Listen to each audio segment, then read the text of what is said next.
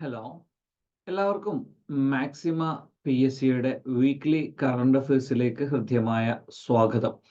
Okay, നമ്മളിപ്പം നിങ്ങളുടെയൊക്കെ അഭ്യർത്ഥന മാനിച്ചുകൊണ്ട് എന്ത് ചെയ്തതാണ്, ഈ കറണ്ട് അഫയേഴ്സ് ഡെയിലി ഉള്ളതിന് പകരം നമ്മൾ വീക്ക്ലിയിലേക്ക് മാറ്റിയിരിക്കുന്നതാണ്. ഇപ്പൊ മാക്സിമ PSC നിങ്ങൾക്ക് ഒരുക്കുന്ന വളരെ പ്രധാനപ്പെട്ട ഒരു സംരംഭമാണ് LDC 2024. അപ്പൊ LDC 2024 എന്ന് പറയുന്ന ഒരു പദ്ധതി, അതിലൂടെ നിങ്ങൾക്ക് എന്ത് ചെയ്യുന്നുണ്ട്, ഒരുപാട് സൗജന്യമായ ക്ലാസ്സുകൾ നിങ്ങളിലേക്ക് എത്തിക്കുന്നുണ്ട്. ഡെയിലി സ്റ്റഡി പ്ലാൻ ഉണ്ട്, ഡെയിലി ലൈവ് ക്ലാസ്സുകൾ ഉണ്ട്, അതേപോലെ തന്നെ ക്യാപ്സ്യൂൾ നോട്ടുകളുണ്ട്. ഇതിലൊക്കെ നിങ്ങൾ ശ്രദ്ധിക്കേണ്ട കാര്യം, ഈ പറയുന്ന നോട്ടുകളും സ്റ്റഡി പ്ലാൻ, ഈ പറയുന്ന കാര്യങ്ങളൊക്കെ നിങ്ങൾക്ക് മാക്സിമ PSC എന്ന് പറയുന്ന ടെലഗ്രാം ചാനലിലായിരിക്കും നിങ്ങൾക്ക് എന്ത് ചെയ്യുന്നത്, അവൈലബിൾ ആയിരിക്കുന്നത്. ഈ മോക്ക് ടെസ്റ്റുകളായാലും ഇതുപോലെയുള്ള കാര്യങ്ങളൊക്കെ നിങ്ങൾക്ക് അവൈലബിൾ ആയിരിക്കുന്നത് ഈ പറയുന്ന മീൻസ് മാക്സിമ PSC എന്ന് പറയുന്ന ടെലഗ്രാം ചാനലിലായിരിക്കും. ഓക്കെ, നമ്മൾ സമയം കളയുന്നില്ല, വളരെ പെട്ടെന്ന് നമ്മൾക്ക് നമ്മളുടെ കറണ്ട് അഫയേഴ്സിലേക്ക് കടക്കാം. A350 900 വിമാനങ്ങൾ പ്രവർത്തിപ്പിക്കുന്ന ആദ്യ ഇന്ത്യൻ എയർലൈൻ ഏതാണ്? അത് എയർ ഇന്ത്യയാണ്. ഓക്കെ, മറ്റൊരു കാര്യം, 6 മുതൽ 8 വരെയുള്ള ക്ലാസ്സുകളിൽ പാഠ്യപദ്ധതിയുടെ ഭാഗമായി ഭഗവത്ഗീതയെ കുറിച്ചുള്ള ഒരു അനുബന്ധ പാഠപുസ്തകം, അത് ഏത് സ്റ്റേറ്റ് ആണ്? ഗുജറാത്ത് ആണ്. ഓക്കെ, ഇപ്പൊ റീസെന്റ് ആയിട്ടുള്ള ഒരു കാര്യം, ഇപ്പൊ ഇന്നലെയൊക്കെ പത്രങ്ങൾ വായിച്ച ആളുകളാണെങ്കിൽ നിങ്ങൾക്കറിയാം, ഈ റിപ്പബ്ലിക് ഡേ പരേഡ് ഉണ്ടല്ലോ. ഓക്കെ, അപ്പൊ ഈ റിപ്പബ്ലിക് ഡേ പരേഡിനുള്ള ഒരു ടാബ്ലോഗ്, അത് ഓരോ സ്റ്റേറ്റുകൾ റിക്വസ്റ്റ് നൽകും. ഇപ്പൊ NDA സർക്കാർ ആണല്ലോ അധികാരത്തിലുള്ളത്. അപ്പൊ സ്വാഭാവികമായും UPA സർക്കാർ അധികാരത്തിലുള്ള സ്റ്റേറ്റുകൾക്ക് എന്ത് ചെയ്യില്ല, അത് നൽകില്ല. മുമ്പ് ഇങ്ങനെ തന്നെയായിരുന്നു. UPA സർക്കാർ അധികാരത്തിൽ ഉണ്ടായിരുന്ന സമയത്ത് BJP ഭരിക്കുന്ന ഗുജറാത്തിന്റെ ടാബ്ലോഗിനൊന്നും എന്ത് ചെയ്തിരുന്നില്ല, അന്ന് അനുമതി നൽകിയിരുന്നില്ല. What ever it may B.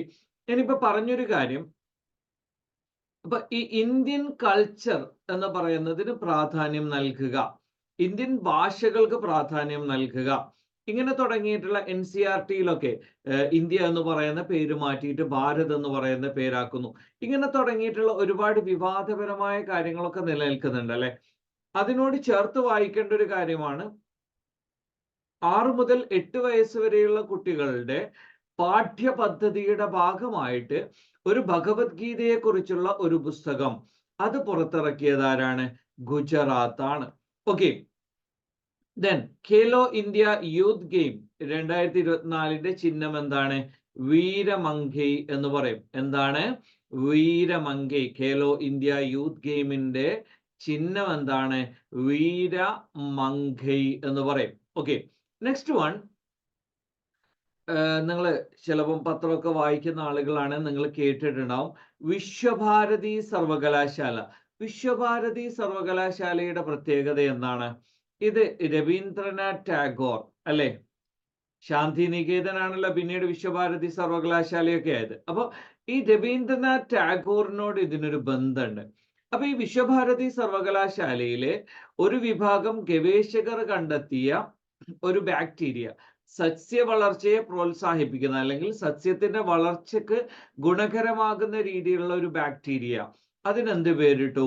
പാൻറ്റോയ ടാഗോറി എന്ന് പേരിട്ടു. അത് ഇത് രവീന്ദ്രനാഥ് ടാഗോറിനോടുള്ള ആദര സൂചകമായിട്ടാണ് എന്ത് ചെയ്യുന്നത്, ഇത്തരത്തിൽ ഒരു പേര് നൽകിയിരിക്കുന്നത്. എന്താണ് പേര്? പാൻറ്റോയ ടാഗോറി. അപ്പൊ ടാഗോർ എന്ന് പറയുന്നു. ഓക്കെ, അടുത്തത്, ജലവിഭവ വകുപ്പിന്റെ സഹകരണത്തോടെ ഭക്ഷ്യ സിവിൽ സപ്ലൈസ് വകുപ്പ് ആരംഭിച്ച പദ്ധതി, റേഷൻ കടകൾ വഴി നിയമനിരക്കിൽ വെള്ളം എത്തിക്കാനുള്ള പദ്ധതി.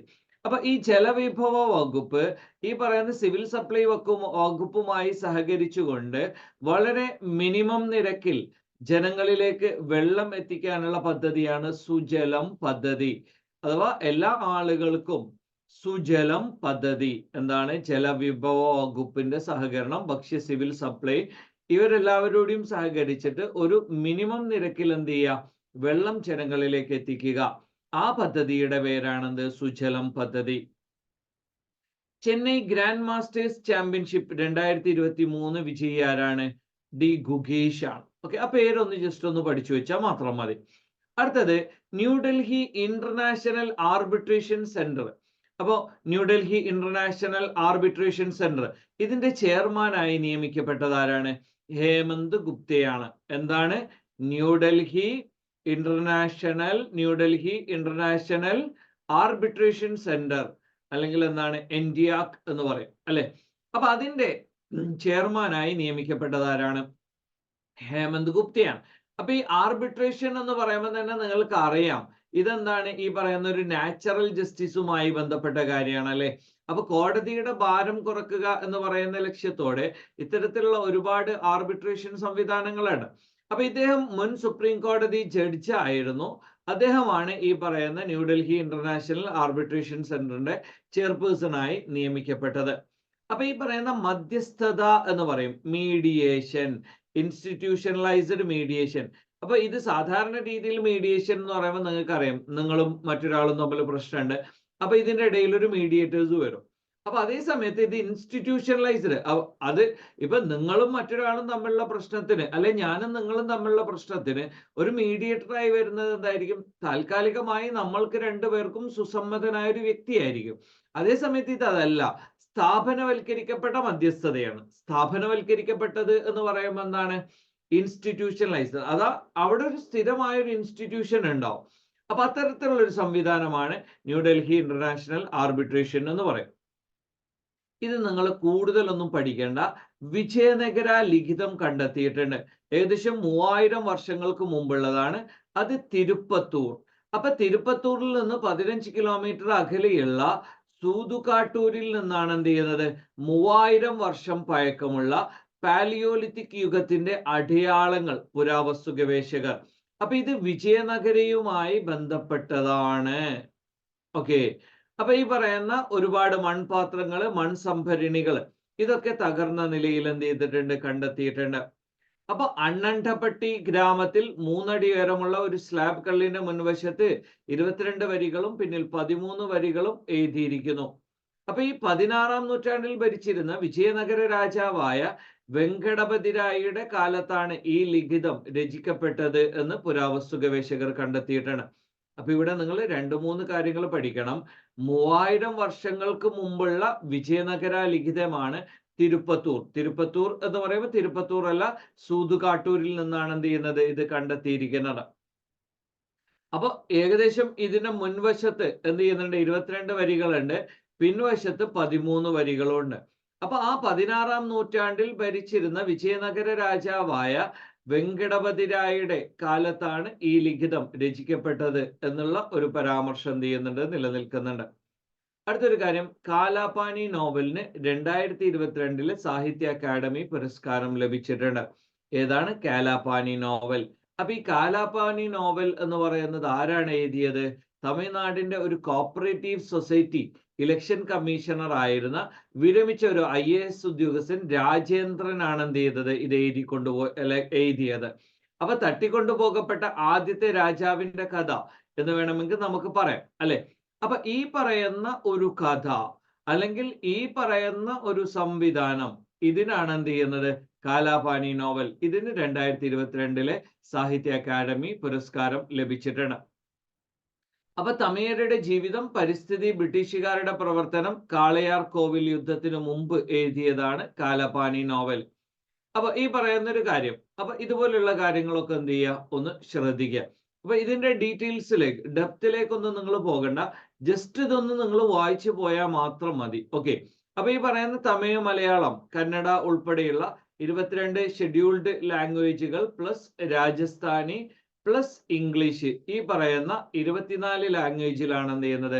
കേന്ദ്ര സാഹിത്യ അക്കാദമി അവാർഡുകൾ നൽകുന്നത്. അടുത്തത് നിങ്ങൾക്ക് പരിചയമുണ്ടാകാൻ സാധ്യതയുള്ള ഒരു പേരാണ് ദേശീയ കർഷക ദിനം, അല്ലെങ്കിൽ കിസാൻ ദിവസ് എന്ന് പറയും. ഡിസംബർ 23 ആണ്. അത് ആരുടേതാണ്? പ്രധാനമന്ത്രി ചൗധരി ചരൺ സിംഗിന്റെ ജന്മദിനമാണ് എന്ത് ചെയ്യുന്നത്? കർഷക ദിനമായി ആചരിക്കുന്നത്. ആരുടേതാണ്? ഇതുപോലെയുള്ള ഒരുപാട് പ്രധാനമന്ത്രിമാരുടെയും അതേപോലെ തന്നെ രാഷ്ട്രപതിമാരുടെയും ഒരുപാട് പ്രധാനപ്പെട്ട വ്യക്തികളുടെയും ഒക്കെ ജന്മദിനം നമ്മൾ ദേശീയ ദിനമായിട്ടും അന്താരാഷ്ട്ര ദിനമായിട്ടും ഒക്കെ ആചരിക്കുന്നുണ്ട്. ഓക്കെ. അപ്പൊ ഇദ്ദേഹം ഇന്ത്യയുടെ 5ാമത്തെ പ്രധാനമന്ത്രിയായിരുന്നു. ഓക്കെ, അപ്പൊ ഇദ്ദേഹം കർഷകർക്ക് നൽകിയ അല്ലെങ്കിൽ കർഷകരുടെ ഉന്നമനത്തിന് വികസനത്തിന് വേണ്ടി ഇദ്ദേഹം നൽകിയ സംഭാവനകൾ അതിനെ അനുസ്മരിച്ചുകൊണ്ടാണ് എന്ത് ചെയ്യുന്നത്, ഇദ്ദേഹത്തിന്റെ ജന്മവാർഷികം കർഷക ദിനമായി ആചരിക്കുന്നത്. അടുത്തൊരു കാര്യം നിങ്ങൾ കൃത്യമായി ശ്രദ്ധിക്കണം. 2023 ഡിസംബറിൽ പത്മശ്രീ തിരികെ നൽകുമെന്ന് പ്രഖ്യാപിച്ച ബദിര ഒളിമ്പിക്സ് മെഡൽ ജേതാവ് ആരാണ്? വീരേന്ദർ സിംഗ് യാദവ് എന്ന് പറയും, അല്ലെങ്കിൽ ഗുങ്ക പെഹൽവാൻ എന്ന പേരിൽ ഇദ്ദേഹം അറിയപ്പെടുന്നുണ്ട്. അപ്പൊ ഇവിടെയുള്ള ഒരു കാര്യം എന്താന്ന് വെച്ചാല്, നമ്മളുടെ WFI നമ്മൾ ലാസ്റ്റ് ക്ലാസ്സിലും പറഞ്ഞിരുന്നു എനിക്ക് തോന്നുന്നു. അപ്പൊ ഈ WFI എന്നാണ് റെസ്ലിംഗ് ഫെഡറേഷൻ ഓഫ് ഇന്ത്യ. അപ്പൊ ഇതിന്റെ അന്നത്തെ പ്രസിഡന്റ് ആയിരുന്ന ബ്രിജി ഭൂഷണെതിരെ ചില ലൈംഗിക ആരോപണങ്ങൾ വരികയും അതിനെതിരെ നടപടികളൊന്നും സ്വീകരിക്കാത്തതിന്റെ പേരിൽ പ്രധാനമായും വിനേഷ് ഫോഗാട്ട്, അതേപോലെ തന്നെ എന്താണ് സാക്ഷി മാലിക്, ബ്രിജി പൂനിയ, അപ്പൊ ഈ പറയുന്ന മൂന്നാളുകളുടെയൊക്കെ നേതൃത്വത്തിൽ ഒരുപാട് സമരങ്ങളും അല്ലെങ്കിൽ ഒരുപാട് പ്രതിഷേധങ്ങളൊക്കെ നടന്നിരുന്നു. അവസാനം ഇദ്ദേഹത്തെ മാറ്റിയിട്ട് പുതിയൊരു ഇലക്ഷൻ നടത്തി. പുതിയ ഇലക്ഷനിലും തെരഞ്ഞെടുക്കപ്പെട്ട സഞ്ജയ് സിംഗ് എന്ന് പറയുന്ന അദ്ദേഹത്തിന് വളരെ വലിയൊരു അനുഭാവിയായ ആളാണ്. അദ്ദേഹം വിജയിച്ച ആ ഒരു വാർത്ത കേട്ട് ആദ്യം പോയത് ആരുടെ വീട്ടിലേക്കാണ്? ഈ പറയുന്ന ബ്രിജി ഭൂഷന്റെ വീട്ടിലേക്കാണ്. അപ്പൊ അതിന്റെ പേരിലാണ് എന്ത് ചെയ്തത്, ഈ പറയുന്ന സാക്ഷി മാലിക് പത്രസമ്മേളനത്തിൽ തന്നെ തന്റെ ബൂട്ട് അയച്ചുകൊണ്ട് തന്റെ ഔദ്യോഗിക ജീവിതം അവസാനിപ്പിച്ചു. അവ നിങ്ങൾ ആലോചിച്ചു നോക്കണം, ഇന്ത്യക്ക് വളരെ തുച്ഛമായ ഒളിമ്പിക് മെഡലുകൾ മാത്രമാണ് ലഭിച്ചത്. അപ്പൊ ഇന്ത്യക്ക് വേണ്ടി ഒരു ഒളിമ്പിക് മെഡൽ ജേതാവായ ഒരു വ്യക്തിയാണ് എന്ത് ചെയ്യുന്നത്, ബൂട്ട് അയച്ചത്.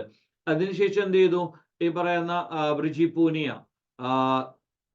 ബജറംഗ് പൂനിയ എന്ത് ചെയ്തു, അദ്ദേഹത്തിന്റെ എന്താണ് പത്മശ്രീ തിരിച്ചു നൽകി.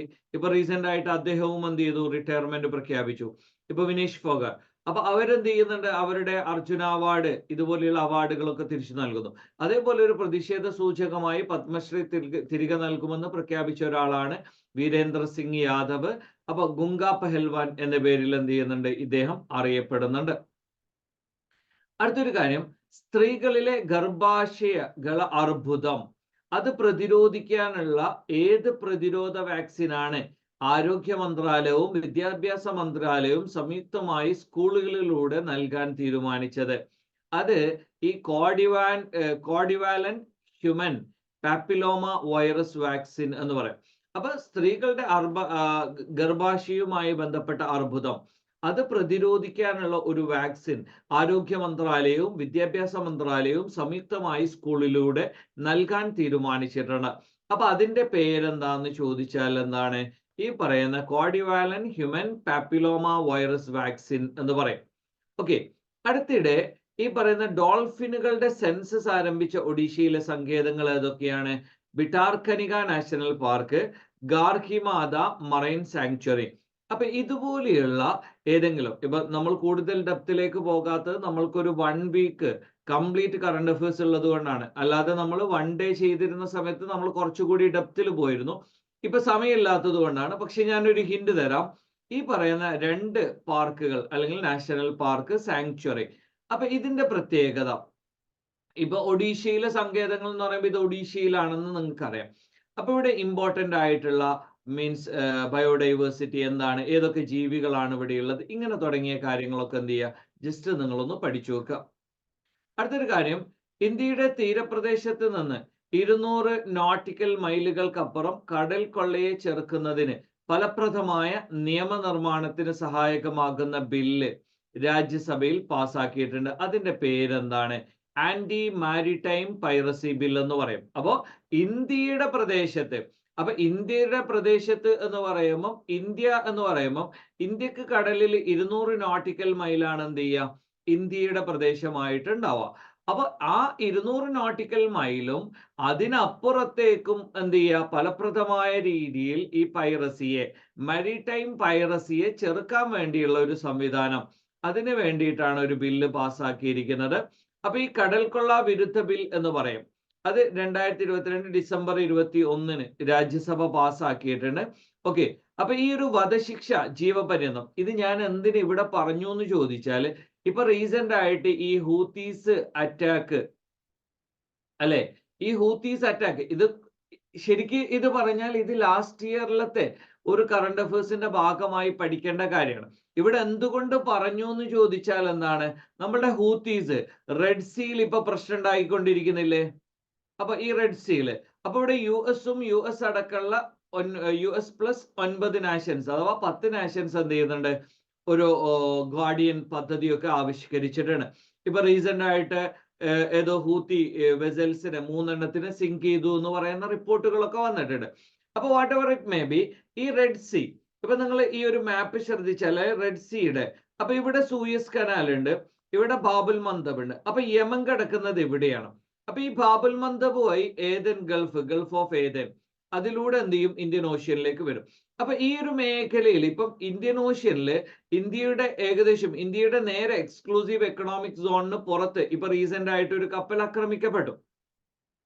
അപ്പൊ ഈ ഒരു സാധ്യത അല്ലെങ്കിൽ ഇതിനെയൊക്കെ ചെറുക്കാൻ വേണ്ടിയിട്ടാണ് നമ്മൾ എന്ത് ചെയ്യുന്നത്, ഈ 2022 ഡിസംബറിൽ ഉണ്ടായിരുന്ന കടൽ കൊള്ള തടയൽ അല്ലെങ്കിൽ ആന്റി പൈറസി എന്ന് പറയുന്ന ഒരു ബില്ല് നമ്മൾ എന്ത് ചെയ്തിരുന്നത്, പാസ്സാക്കിയിരുന്നു. ഓക്കെ, അപ്പൊ ഈ പറഞ്ഞ ഒരു കാര്യം നിങ്ങൾ ജസ്റ്റ് ഒന്ന് ശ്രദ്ധിക്കാം.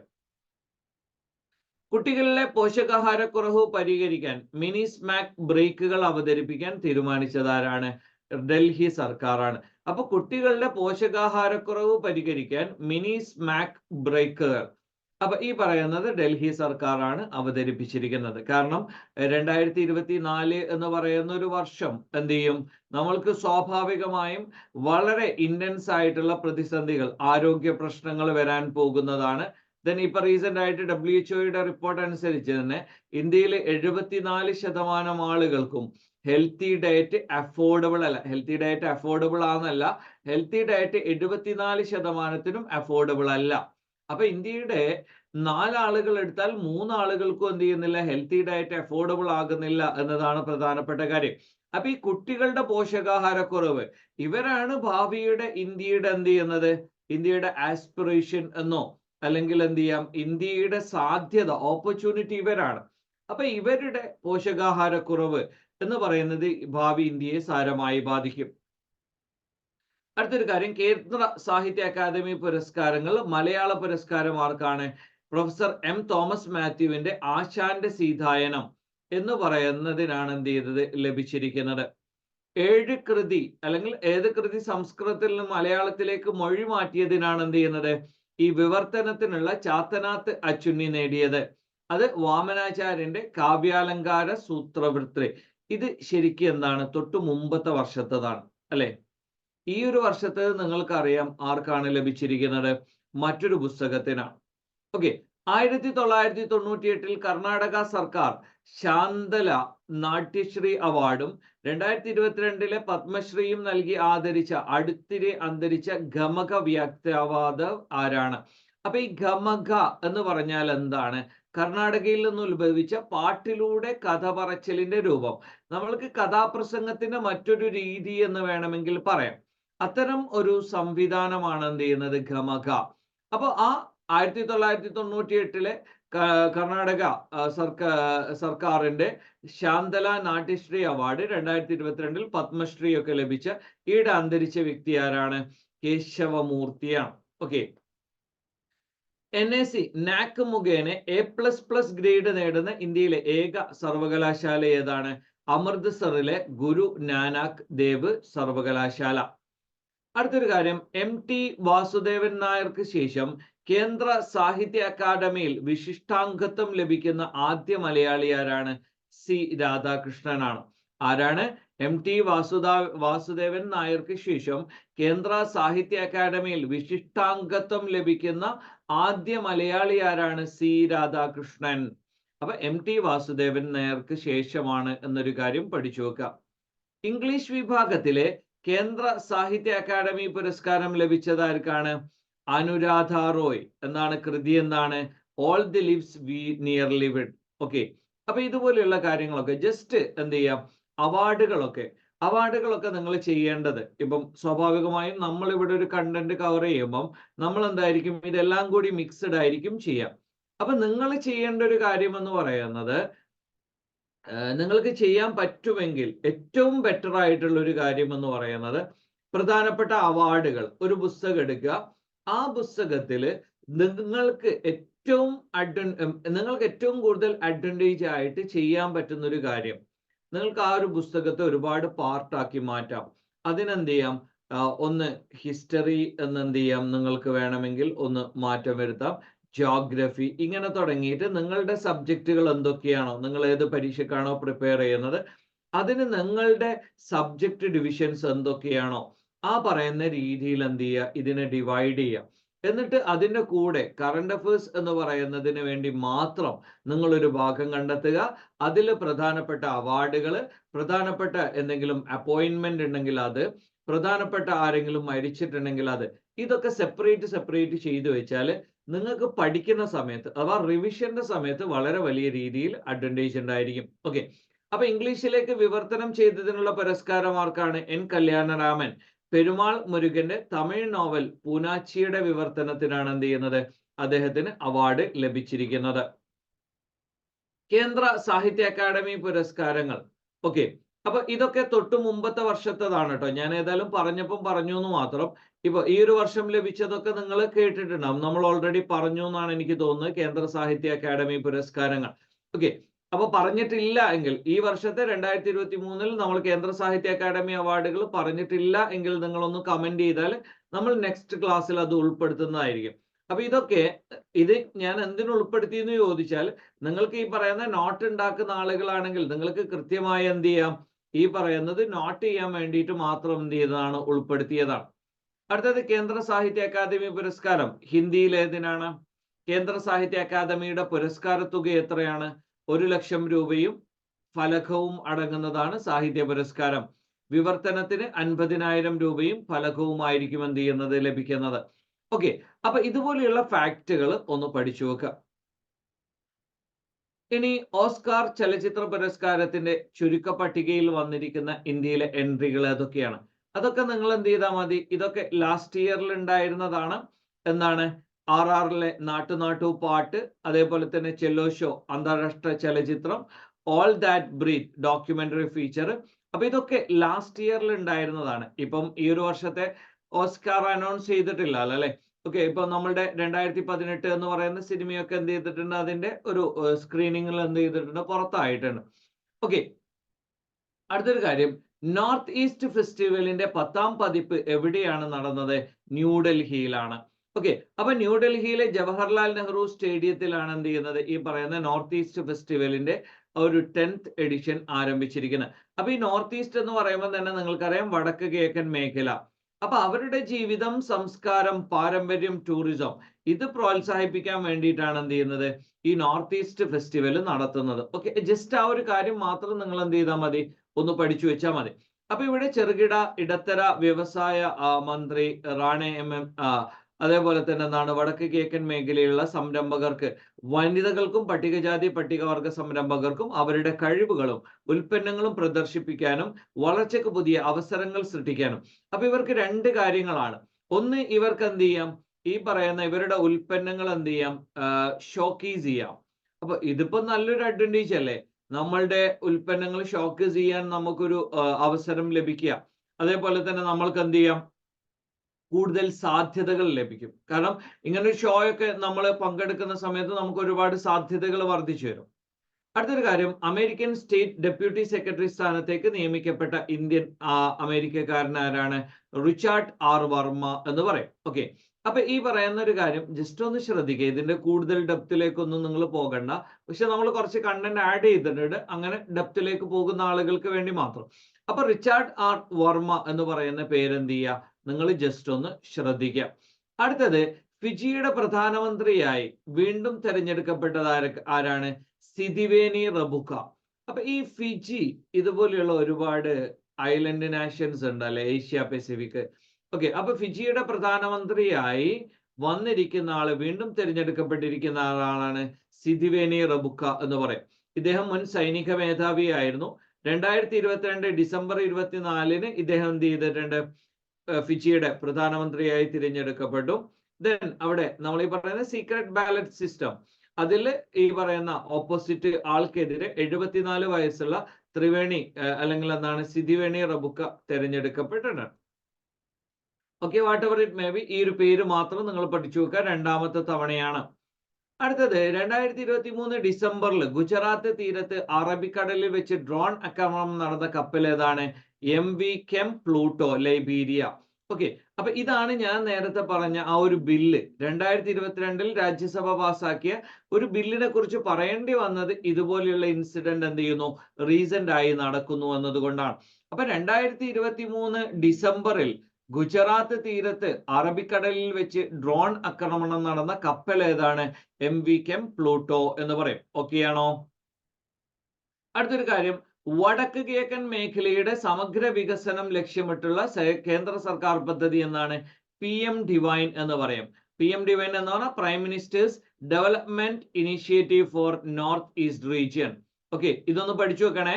എന്താണ് PM ഡിവൈൻ എന്ന് പറഞ്ഞാൽ? ഇതിന്റെ full form PM prime minister's. Okay, once again just എന്ത് ചെയ്യുക, ഒന്ന് പഠിച്ചു വെക്കുക കേട്ടോ.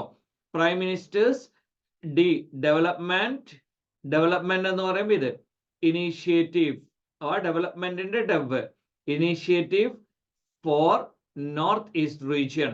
ഓക്കെ ആണോ?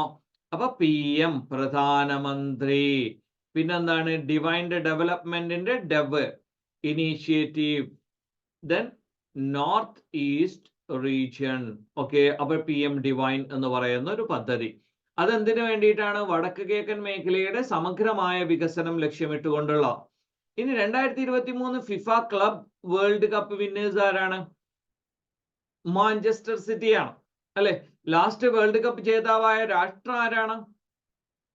ഫിഫയുടെ റാങ്കിങ്ങിലൊക്കെ 1ാം സ്ഥാനത്ത് എത്തിയിരുന്ന രാജ്യം ആരാണ്? അർജന്റീനയായിരുന്നു അല്ലെ. ഓക്കെ, അപ്പൊ 2023 ഫിഫ ക്ലബ് വേൾഡ് കപ്പ് അതിന്റെ വിന്നേഴ്സ് ആയത് ആരാണ്? മാഞ്ചസ്റ്റർ സിറ്റിയാണ്. ഓക്കെ, ആ ഒരു കാര്യം ജസ്റ്റ് ഒന്ന് പഠിച്ചു വെക്കാം. അടുത്തൊരു കാര്യം, ഇന്ത്യ ദേശീയ ഇലക്ട്രിക് മൊബിലിറ്റി മിഷൻ പദ്ധതിയുടെ ഭാഗമായി എല്ലാ വാഹനങ്ങളിലും സബ്സിഡികൾ വഴി ഇലക്ട്രിക് വാഹനങ്ങളെ പ്രോത്സാഹിപ്പിക്കുക എന്ന ലക്ഷ്യത്തോടെ ആരംഭിച്ച പദ്ധതി എന്നാണ്? ഫെയിം എന്ന് പറയും. അപ്പൊ ഫെയിം ഇന്ത്യ. അപ്പൊ എല്ലാ മേഖലകളും എന്ത് ചെയ്യുക, ഇനിയിപ്പം എന്ത് ചെയ്യുക, കാറുകളായാലും ശരി, ബൈക്കുകളായാലും ശരി, അല്ലെങ്കിൽ ട്രക്കുകളായാലും ശരി, എല്ലാ സംവിധാനങ്ങളും പബ്ലിക് ആൻഡ് പ്രൈവറ്റ് ട്രാൻസ്പോർട്ട് എല്ലാം ഇലക്ട്രിക്കിലേക്ക് മാറ്റുക. അപ്പൊ ഈ എല്ലാം ഇലക്ട്രിക്കിലേക്ക് മാറ്റുമ്പോൾ ഉള്ള ഒരു അഡ്വാൻറ്റേജ് എന്താണ്? ഈ ഫോസിൽ ഫ്യൂവലിൽ നിന്നുള്ള പൊല്യൂഷൻ ഉണ്ടാവില്ല.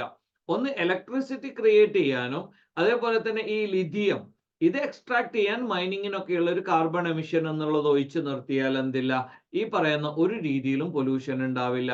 അപ്പൊ ഈ പറയുന്നത് എന്താണ്? 1,51,928 ഫ്യൂവൽ സേവിങ്, ഇത്രയും ലിറ്റേഴ്സ് ഫ്യൂവൽ സേവിങ് പറ്റും. കാർബൺ റിഡക്ഷൻ ഇത്രയും കുറയും. അതേപോലെ തന്നെ എന്താണ്? എമൗണ്ടിങ് എന്താണ്? ഏകദേശം 192.56 കോടിയുടെ പദ്ധതി, അല്ലെങ്കിൽ അത്രയും എന്ത് ചെയ്യുന്നുണ്ട്, മീൻസ് ഇനീഷ്യേറ്റീവ് വേണ്ടി വരും. ഓക്കെ, അപ്പൊ ഈ പറയുന്ന ഒരു കാര്യം, കാരണം ഇലക്ട്രിക്കിലേക്ക് വന്നാൽ എന്തൊക്കെ കാര്യങ്ങളാണ്? ഫ്യൂവല് വേണ്ട, കാരണം ഫോസിൽ ഫ്യൂവൽ വേണ്ടാലോ. അതേ സമയത്ത് എന്തെയും കാർബൺ എമിഷൻ കുറയില്ലേ. അപ്പൊ ഇതുപോലെയുള്ള ഒരുപാട് അഡ്വാൻറ്റേജ് എന്തുണ്ട് ഈ പറയുന്ന മീൻസ് പദ്ധതികൾക്കുണ്ട്. ഇനി മന്ത്രിസഭ പുനഃസംഘടനയുടെ ഭാഗമായി 2023 ഡിസംബറിൽ മന്ത്രിസഭയിൽ നിന്ന് രാജിവെച്ച മന്ത്രിമാരൊക്കെയാണ്? അഹമ്മദ് ദേവർകോവിൽ തുറമുഖ വകുപ്പ് മന്ത്രിയായിരുന്നു. ആന്റണി രാജു ഗതാഗത വകുപ്പായിരുന്നു. അപ്പൊ ഈ രണ്ടാളുകളും, കാരണം ആ സമയത്തെ പറഞ്ഞതാണ്, ഓരോ പാർട്ടികൾക്ക് വോട്ടിംഗ് അല്ലെങ്കിൽ എന്താണ് മന്ത്രിസ്ഥാനം നൽകിയപ്പം പകുതി ടൈമിലേക്കായിരിക്കും ഈ പറയുന്ന മന്ത്രിമാരൊക്കെ. അപ്പൊ ഏകദേശം എന്ത് ചെയ്തിട്ടുണ്ട്, ഇവർ രണ്ടുപേരും രാജിവെച്ചിട്ടുണ്ട്. പകരം ഗതാഗത വകുപ്പ് മന്ത്രിയായി ഗണേഷ് കുമാറും തുറമുഖ വകുപ്പ് മന്ത്രിയായി കടന്നപ്പള്ളി രാമചന്ദ്രനും വന്നിട്ടുണ്ട്. ഓക്കെ, അപ്പൊ ഈ രണ്ട് പേരുകൾ നിങ്ങളൊന്ന് ശ്രദ്ധിക്കാം. അഹമ്മദ് ദേവർകോവിൽ അല്ലെ, അദ്ദേഹവും ആന്റണി രാജുവുമാണ് രാജിവെച്ചത്. പകരം വന്നിരിക്കുന്നത് കടന്നപ്പള്ളി രാമചന്ദ്രൻ, അതേപോലെ തന്നെ ഗണേഷ് കുമാർ. ഗണേഷ് കുമാർ ഇപ്പൊ റീസെന്റ് ആയിട്ട് എന്ത് ചെയ്യുന്നുണ്ട്, നമ്മളുടെ സോളാർ കേസുമായി ബന്ധപ്പെട്ട് ഒരുപാട് ആരോപണ മുനയിൽ നിൽക്കുന്ന ഒരു നേതാവ് കൂടിയാണ്. What ever it may B, political ആയിട്ടുള്ള കാര്യങ്ങളൊന്നും നമ്മൾക്ക് ഈ പറയുന്ന മത്സര പരീക്ഷകൾക്ക് എന്തില്ല, ഒരു രീതിയിലും പ്രാധാന്യമുള്ളതല്ല. ഫാക്റ്റുകൾ മാത്രം നിങ്ങൾ പഠിച്ചു വെക്കാം. ഇനി സംസ്ഥാന സർക്കാരിന്റെ ആദ്യത്തെ OTT പ്ലാറ്റ്ഫോം എന്ന് പറയുന്നത് എന്താണ്? സി സ്പേസ് ആണ് അല്ലെ. ഓക്കെ, അതേപോലെ തന്നെ കുടുംബശ്രീയുടെ ആഭിമുഖ്യത്തിൽ എല്ലാ തദ്ദേശ സ്വയംഭരണ സ്ഥാപനങ്ങളിലും നടന്ന യുവ കൂട്ടായ്മകൾ ശക്തിപ്പെടുത്തുന്നതിനുള്ള ക്യാമ്പയിൻ ഓക്സോ മീറ്റ് എന്ന് പറയും. അപ്പൊ ഈ കുടുംബശ്രീയുടെ ആഭിമുഖ്യത്തിൽ എല്ലാ തദ്ദേശ സ്വയംഭരണ സ്ഥാപനങ്ങളിലും യുവ കൂട്ടായ്മകൾ ശക്തിപ്പെടുത്താൻ, അപ്പൊ ഈ പറയുന്ന യുവാക്കളെ അല്ലെങ്കിൽ ഈ പറയുന്ന യുവ കൂട്ടായ്മകൾ, അപ്പൊ ഈ കൂട്ടായ്മകളിൽ നിന്നാണ് എന്ത് ചെയ്യുന്നത്, വളരെ വലിയ പദ്ധതികളും. കാരണം ഒരാൾ ചിന്തിക്കുന്നതിനേക്കാൾ ഒരു കൂട്ടം ആളുകൾ ചിന്തിക്കാനുണ്ടെങ്കിൽ അത് വളരെ വലിയ വിപ്ലവകരമായ മാറ്റങ്ങൾ. ഇവിടെ വ്യക്തികളുടെ ചിന്തകൾ തന്നെ വിപ്ലവങ്ങൾ സൃഷ്ടിക്കുമോ, ഒരു കൂട്ടായ്മക്ക് എന്ത് ചെയ്യും, അതിനേക്കാൾ വലിയ വിപ്ലവങ്ങൾ സൃഷ്ടിക്കാൻ സാധിക്കും. അപ്പൊ ഈ കുടുംബശ്രീയുടെ ആഭിമുഖ്യത്തിൽ എല്ലാ തദ്ദേശ സ്വയംഭരണ സ്ഥാപനങ്ങളിലും നടന്ന യുവ കൂട്ടായ്മകൾ ശക്തിപ്പെടുത്തുന്നതിനുള്ള ക്യാമ്പയിന്റെ പേരാണെന്ത്, ഓക്സോ മീറ്റ് എന്ന് പറയുന്നത്. ഓക്കെ അല്ലേ? ഇനി ബഹിരാകാശ സാങ്കേതിക വിദ്യയുടെ റിമോട്ട് സെൻസിംഗ് ഉപയോഗിച്ച് അടുത്തിടെ വികസിപ്പിച്ച സ്പെക്ട്രൽ ലൈബ്രറിയായ ഉമ എന്ന് പറയുന്നത് ഏത് വിളയുടെ സങ്കരയിനമാണ്? അത് നെല്ലിന്റെ സങ്കരയിനമാണ്. അപ്പൊ ഈ പറയുന്ന ബഹിരാകാശ സാങ്കേതിക വിദ്യ ഉപയോഗിച്ചുകൊണ്ട് ശാസ്ത്രജ്ഞർ വികസിപ്പിച്ചെടുത്ത സ്പെക്ട്രൽ ലൈബ്രറിയായ ഉമ ഏത് വിളയുടെ സങ്കരയിനമാണ്? നെല്ലിന്റെ സങ്കരയിനമാണ്. ലാസ്റ്റ് ക്ലാസ്സിൽ നെല്ല് എന്ന് പറയുന്ന ഒരു കൃതിയെ കുറിച്ച് പറഞ്ഞിരുന്നു അല്ലെ. മഹാകവി പി കുഞ്ഞിരാമൻ നായരുടെ പേരിൽ നൽകുന്ന കളിയച്ചൻ പുരസ്കാരം 2023 ആർക്കാണ്? കലാമണ്ഡലം ഗോപിയാണ്. ഓക്കെ, അപ്പൊ ഇതുപോലെയുള്ള അവാർഡുകൾ നിങ്ങൾ പഠിക്കുമ്പോൾ ഇപ്പൊ PSC എന്ത് ചെയ്യുന്നുണ്ട്, കുറച്ച് നമ്മളെ കൺഫ്യൂസിങ് ആക്കുന്നുണ്ട്. അപ്പൊ അതുകൊണ്ട് തന്നെ 2023 അവാർഡ് നിങ്ങൾ പഠിക്കുമ്പം 2022 2021 പറ്റുമെങ്കിൽ 2020 കൂടി പഠിച്ചു വെക്കാം. സാധാരണ രീതിയിൽ നിങ്ങളോട് ഇതാണ് ചോദിക്കേണ്ടത്. ഇപ്പൊ PSCയുടെ ഒരു ട്രെൻഡ് എന്ന് പറയുന്നത് കറണ്ട് അഫയേഴ്സ് നമ്മൾ പഠിച്ചു പോകുമ്പോൾ തൊട്ട് മുമ്പത്തെയോ അതിന് മുമ്പത്തെയോ വർഷം ചോദിക്കും. അപ്പൊ നിങ്ങൾ ഏത് അവാർഡ് പഠിക്കുമ്പോഴും 2023 തറവായി പഠിക്കുക. അതിന്റെ കൂടെ 2022 2021 ജസ്റ്റ് ഒന്ന് നോട്ട് ചെയ്യുക.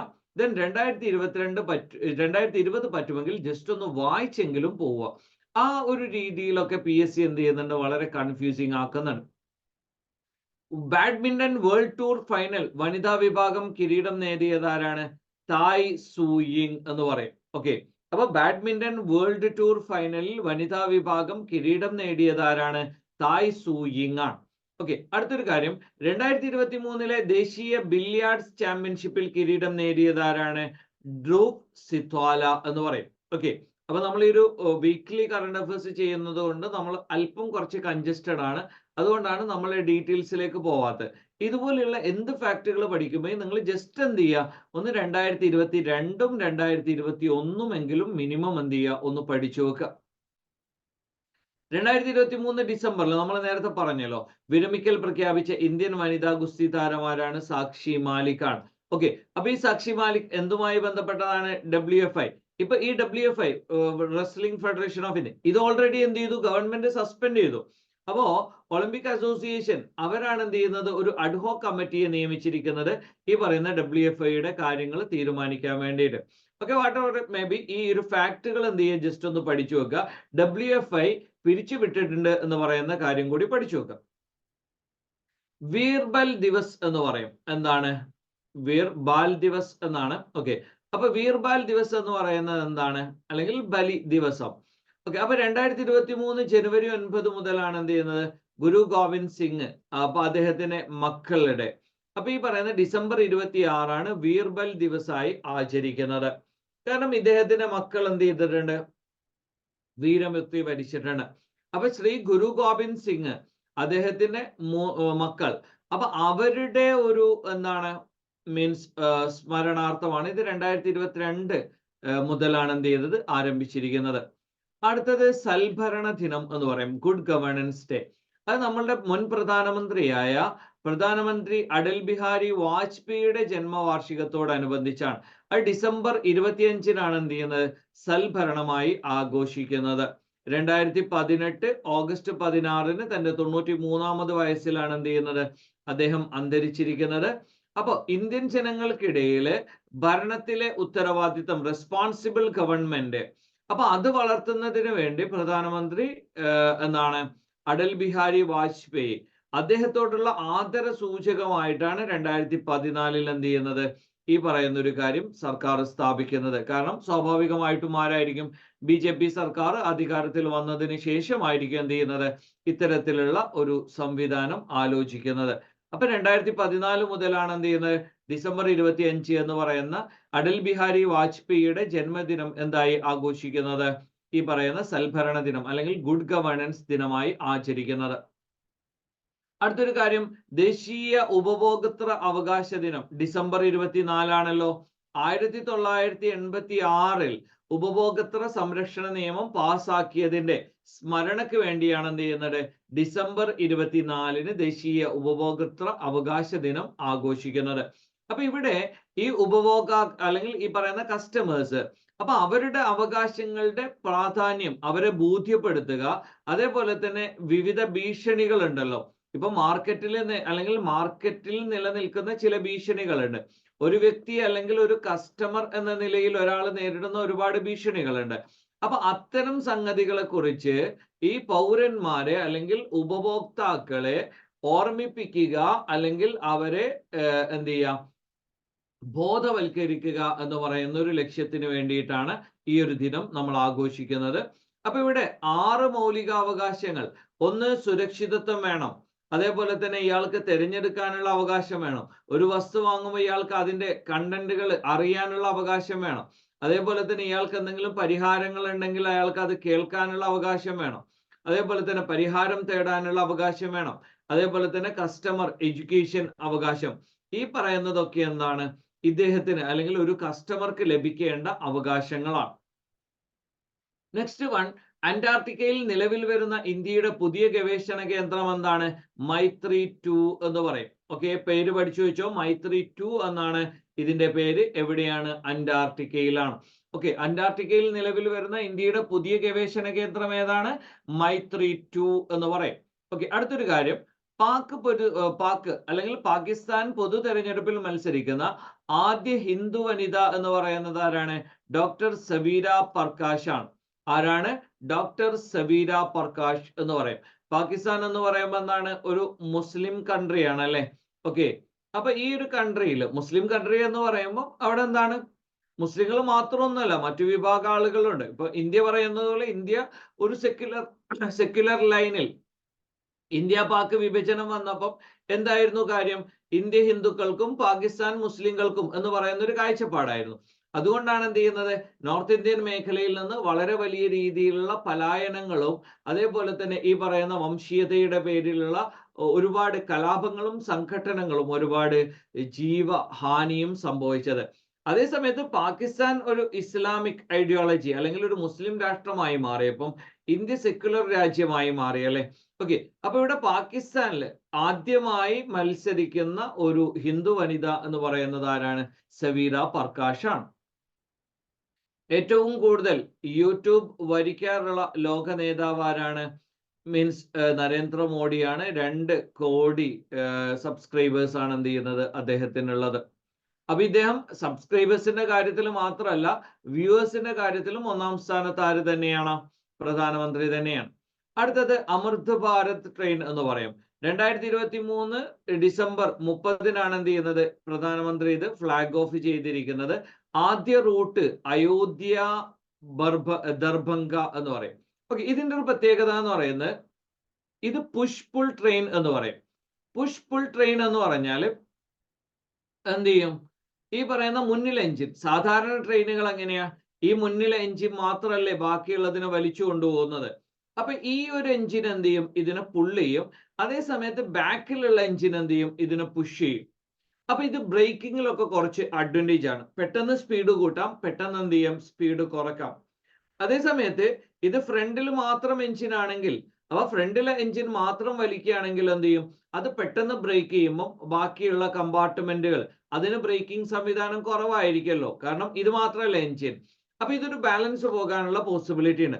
അതേസമയത്ത് ഈ പുഷ് പുൾ, അപ്പൊ മുന്നിലത്തെ എഞ്ചിൻ എന്ത് ചെയ്യും, ഇതിനെ ബാക്കിലുള്ള കമ്പാർട്ട്മെന്റുകളെ വലിക്കും. അതേസമയം ബാക്കിലുള്ളത് എന്ത് ചെയ്യും, ഇതിനെ പുഷ് ചെയ്യും. ഇപ്പൊ നിങ്ങളൊന്ന് ജസ്റ്റ് ആലോചിച്ചാൽ മതി, നമ്മൾ ഈ പറയുന്ന പണ്ടത്തെ ഉന്തുവണ്ടിയൊക്കെ ഇല്ലേ, ഇപ്പൊ ഇങ്ങനെയുള്ള ഉന്തുവണ്ടി, എന്നിട്ട് ഇതിൽ എന്ത് ചെയ്യും, ഒരാൾ മുന്നിൽ പിടിക്കും, ഒരാൾ ബാക്കിൽ നിന്ന് തള്ളും. അപ്പൊ ഇയാൾ മാത്രം വലിച്ചു കൊണ്ടുപോകുന്നതാണോ സുഖം, ബാക്കിൽ നിന്ന് ഒരാൾ തള്ളാൻ കൂടി ഉണ്ടെങ്കിൽ എന്ത് ചെയ്യും, വളരെ നല്ല രീതിയിൽ പോവില്ലേ? ഇപ്പൊ സാധാരണ രീതിയിൽ ചില വാഹനങ്ങൾ എന്ത് ചെയ്യില്ല, ലോഡ് കയറ്റിയാൽ ചില കയറ്റങ്ങളൊന്നും കയറാറില്ല. അപ്പൊ അവിടെയൊക്കെ എന്ത് ചെയ്യും, ബാക്കിൽ നിന്ന് ഒരാൾ കൂടി തള്ളി കൊടുക്കുമ്പോൾ വാഹനം പെട്ടെന്ന് കയറി പോകുന്നില്ലേ? അതേ ഇമ്പാക്ട് തന്നെയായിരിക്കും ട്രെയിനിലും വരുന്നത്. അപ്പൊ ഏകദേശം 130 km/h വരെ സ്പീഡിൽ പോകാൻ പറ്റും. പെട്ടെന്ന് ബ്രേക്കിംഗ് ഇതുപോലെയുള്ള സംഗതികൾക്കൊന്നും പ്രശ്നമില്ല. അടുത്തൊരു കാര്യം, മൈ ഭാരത് ക്യാമ്പയിന്. അപ്പൊ ഇന്ത്യ എന്ത് ചെയ്തിട്ടുണ്ട്, ഒരു മൈ ഭാരത് എന്ന് പറയുന്ന ഒരു ക്യാമ്പയിന് തുടക്കമിട്ടിട്ടുണ്ട്. അത് ഉദ്ഘാടനം ചെയ്തത് ആരാണ്? കേന്ദ്ര ഇൻഫർമേഷൻ ആൻഡ് ബ്രോഡ്കാസ്റ്റിംഗ് മന്ത്രി അനുരാഗ് സിംഗ് താക്കൂർ ആണ്. ഇപ്പൊ ബ്രോഡ്കാസ്റ്റിംഗ് ബില്ലൊക്കെ നിലനിൽക്കുന്നുണ്ടല്ലോ. അപ്പൊ ഈ പറയുന്ന ഒരു മൈ ഭാരത് ക്യാമ്പയിൻ എന്ന് പറയുന്ന ഒരു സംവിധാനം എന്ത് ചെയ്യുന്നുണ്ട്, നിലനിൽക്കുന്നുണ്ട്. കേരളത്തിന്റെ പ്രഥമ സന്തോഷ് ട്രോഫി കിരീട നേട്ടത്തിന് 50 വർഷമായിട്ടുണ്ട്. 1973 ഡിസംബർ 27-നാണ് എന്ത് ചെയ്യുന്നത്, കേരളം ആദ്യമായി സന്തോഷ് ട്രോഫി കിരീടം നേടുന്നത്.